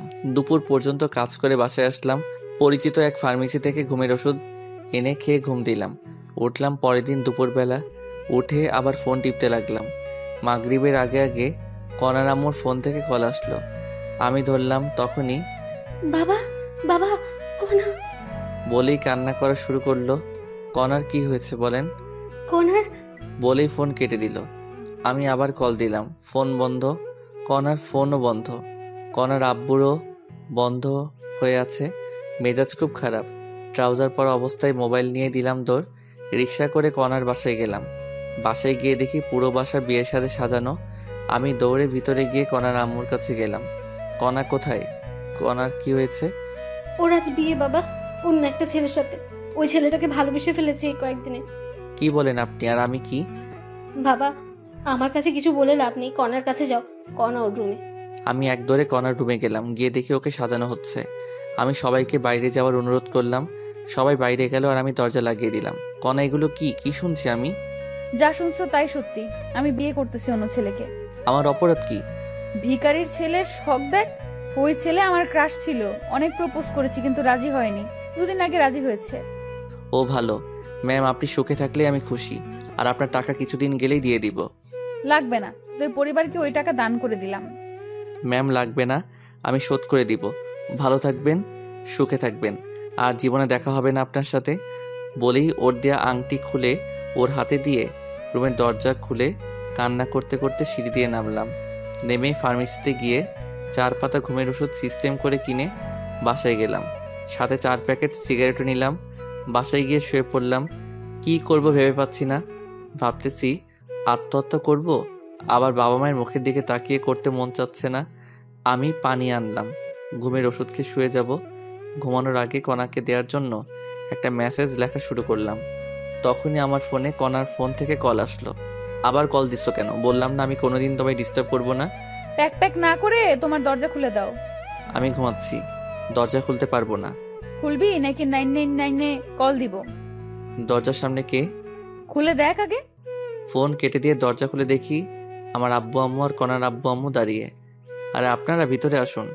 আসতেছি। তারপর সবাই বসলো আমার বিছানায়। আমি চেয়ার নিয়ে আসলাম। তখনই বাবা, আমরা কখনো কল্পনাও করতে পারিনি এমন কিছু হবে। আরে আঙ্কেল, কি করছেন আপনি? আমি আপনার ছেলের মতো, আর আপনার এখানে করার কিছুই নেই। তবুও আমাদের অনেক খারাপ লাগছে বাবা। আন্টি, আমি কনাকে ভালোবেসেছি। আমি চাইবো অবশ্যই সে সুখে থাকুক। আর কনা এখন তার মনের মতো পাত্র পেয়েছে আর সুখে থাকবে, এতেই আমি খুশি। তাহলে তুমি একটা মেয়ে দেখে বিয়ে করো। আমি আর বিয়ে করতেছি না। কেন বাবা? অত্যন্ত পার্সোনাল আঙ্কেল। আর আপনার মেয়ের বিয়ে আর আপনার এখানে অনেকে আবার অন্য কিছু ভাববে। ভাবলাম তুমি যদি আবার কোনো অঘটন ঘটাও, তাই আশা। আমি আত্মহত্যা করলে আমার বাবা মার কি হবে? সারা জীবন না হয় কনার ছবি সাথে নিয়ে থাকবো। আচ্ছা, আপনারা থাকেন, আমি কিছু নিয়ে আসি। কোথাও যাওয়া হবে না। আমার কলার ধরে দরজা দিয়ে ভিতরে ঢুকলো। আমি কিন্তু কিছুই করিনি, ভয়ের ঠেলায় চেয়ারে বসে আছি। সেটা জানা আছে, এখন বসে থাকো তুমি। দুলাভাই, কেমন দিলাম সারপ্রাইজ? কারো ফাটে কেউ হাসে, কেমনটা লাগে? আমার কথা শুনে সবাই হাসতে লাগলো। তারপর কাজী রুমে প্রবেশ করলো, সাথে ইমাম আর মুয়াজ্জিন। আমার 2 রুম মানুষ দিয়ে ভর্তি হয়ে গেল। তখনই আঙ্কেল, প্রেমিকার বিয়ে, প্রেমিকের সামনে পড়াবেন নাকি? আমি বাইরে যাচ্ছি। আরে গাধা, তোর সাথেই কণা মামনির বিয়ে। তাহলে যে বলল কনার একজনকে ভালোবাসে? আমি সব বলবো, কিন্তু পরে বলবো। আচ্ছা, তোমাকে শিক্ষা দিব আমি কি জিনিস। যাই হোক, অনেক কাহিনী শেষে বিয়ে পড়ানো শেষ হলো। আবার কার আসলো, আমাদের সবাইকে আমার কনাতের বাসায় নিয়ে যাওয়া হলো। সেখানে গিয়ে দেখি আমার ভার্সিটির সব বন্ধুই আছে। ওদের সাথে অনেক দিন থেকে দেখা হয় না, কথাও হয় না। আমি তো ওদের দেখে অনেক খুশি। আমার সব বন্ধু বিয়ে করেছে, অনেক বাচ্চাও আছে। আর আমার বন্ধুদের সাথে আমি ইচ্ছা করে যোগাযোগ করিনি। যাই হোক, আমার বাসায় রেজিস্ট্রি হলো, এখানে কবুল বলানো হলো। রাত 2টার দিকে বিয়ে পড়ানো, খাওয়া দাওয়া শেষ। তারপর আবার আমাদের গাড়িতে করে নিয়ে যাওয়া হচ্ছে, কণা আর আমি পাশাপাশি। বুঝলাম না কোথায় যাচ্ছি আমরা। আমাদের বর্তমান ঠিকানায়। বুঝলাম না। তোমায় বুঝতে হবে না, আমাদের 5তলা বাসায় 2য় তলা আমাদের থাকার জন্য ফাঁকা করা হয়েছে। এখন থেকে আমি, তুমি, আমার শ্বশুর শাশুড়ি মা সবাই একসাথে এখানে থাকবো। সত্যি? বলেই জড়িয়ে ধরে কিস করলাম। পরে যখন সন্ধ্যার কথা মনে হলো ছেড়ে দিলাম। জানি মন খারাপ করেছো, তোমায় বাসর ঘরে সব খুলে বলবো। হুম। দেখো, তোমার বিকাশে টাকা দিয়েছি, কোনো দোকান দেখে ক্যাশ আউট করো, তোমাকে আজ খসাবে সবাই। কেন? আনহার লিপি বাসর ঘর সাজিয়েছে, তার জন্য টাকা দেওয়া লাগবে না? আদনান লাইটিং করেছে, তার জন্য টাকা দিতে হবে না? না, আমি কিছুই দিব না। মন খারাপ করে সিটে হেলান দিলাম। আচ্ছা। বলেই কাঁধে হেলান দিল। আমি আর ওকে সরিয়ে না দিয়ে শুয়ে থাকলাম। কিছুক্ষণ পর একটা 5তলা বাসার সামনে আসলাম। বাড়িটা লাইটিং করা।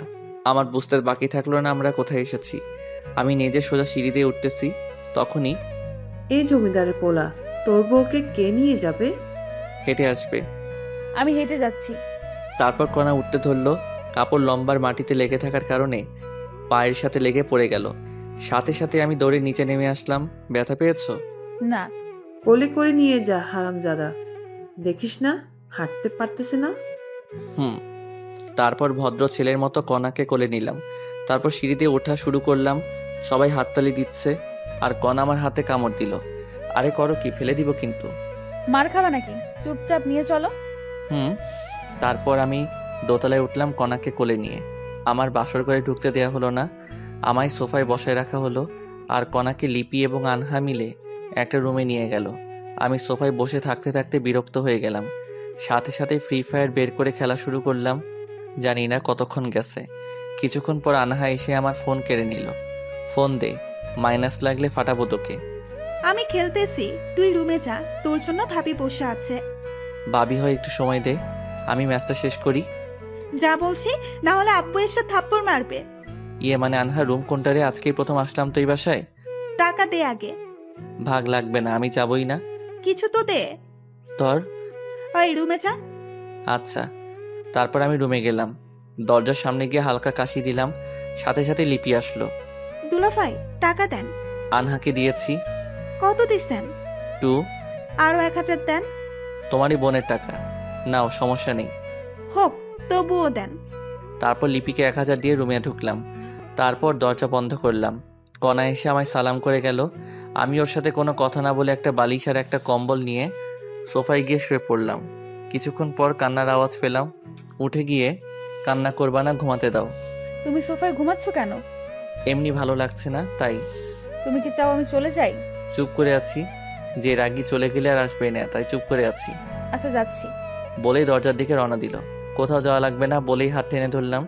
কণার সাথে সাথে আমায় জড়িয়ে ধরলো। তারপর কি হয়েছে সেটা বলবা প্লিজ? জানো সন্ধ্যায় কি হয়েছিল? আমার মাথায় যে টেনশন ছিল, ভাগ্য ভালো আসার পথে গাড়ির নিচে মাথা দেয়নি। এমন পাগলামো কথা আর বলবা না। আর সত্যি জানলে তুমি রাগ করবা না, সেটা আমি জানি। তাহলে বলো সেটা। শোয়ার পর তোমার বুকে শুয়ে বলবো। ঠিক আছে, এই ভারী শাড়ি পরিবর্তন করো আগে, আর পাতলা শাড়ি পরো। খালি অন্য ধান্দা। তোমার যা ইচ্ছা পরো। ওকে। তারপর আমি বাথরুমে গিয়ে টি শার্ট আর ট্রাউজার পরলাম। পরে কণা গেল। নীল কালারের জামা পাজামা পরেছে। লাইটের আলো অনেক সুন্দর লাগতেছে। মনে হয় এখনই কোনো ঘটনা ঘটাই। তারপর লাইট অফ করে দিলাম। মাথাটা আমায় জানতেই হবে। আমি শুয়ে পড়লাম আর কণা আমার বুকে মাথা রেখে শুয়ে পড়লো। এবার বলো কি হয়েছে। শোনো তাহলে, তোমাকে সেদিন আব্বু একটা মেয়ের সাথে রিকশায় দেখেছে। আব্বু এসে অনেক রাগারাগি করে। তারপর আমি ওই হসপিটালে গিয়ে খোঁজ নিয়ে দেখি ওই মেয়ে তোমার বান্ধবী হয়। তারপর আমি সবাইকে বুঝিয়ে বলি।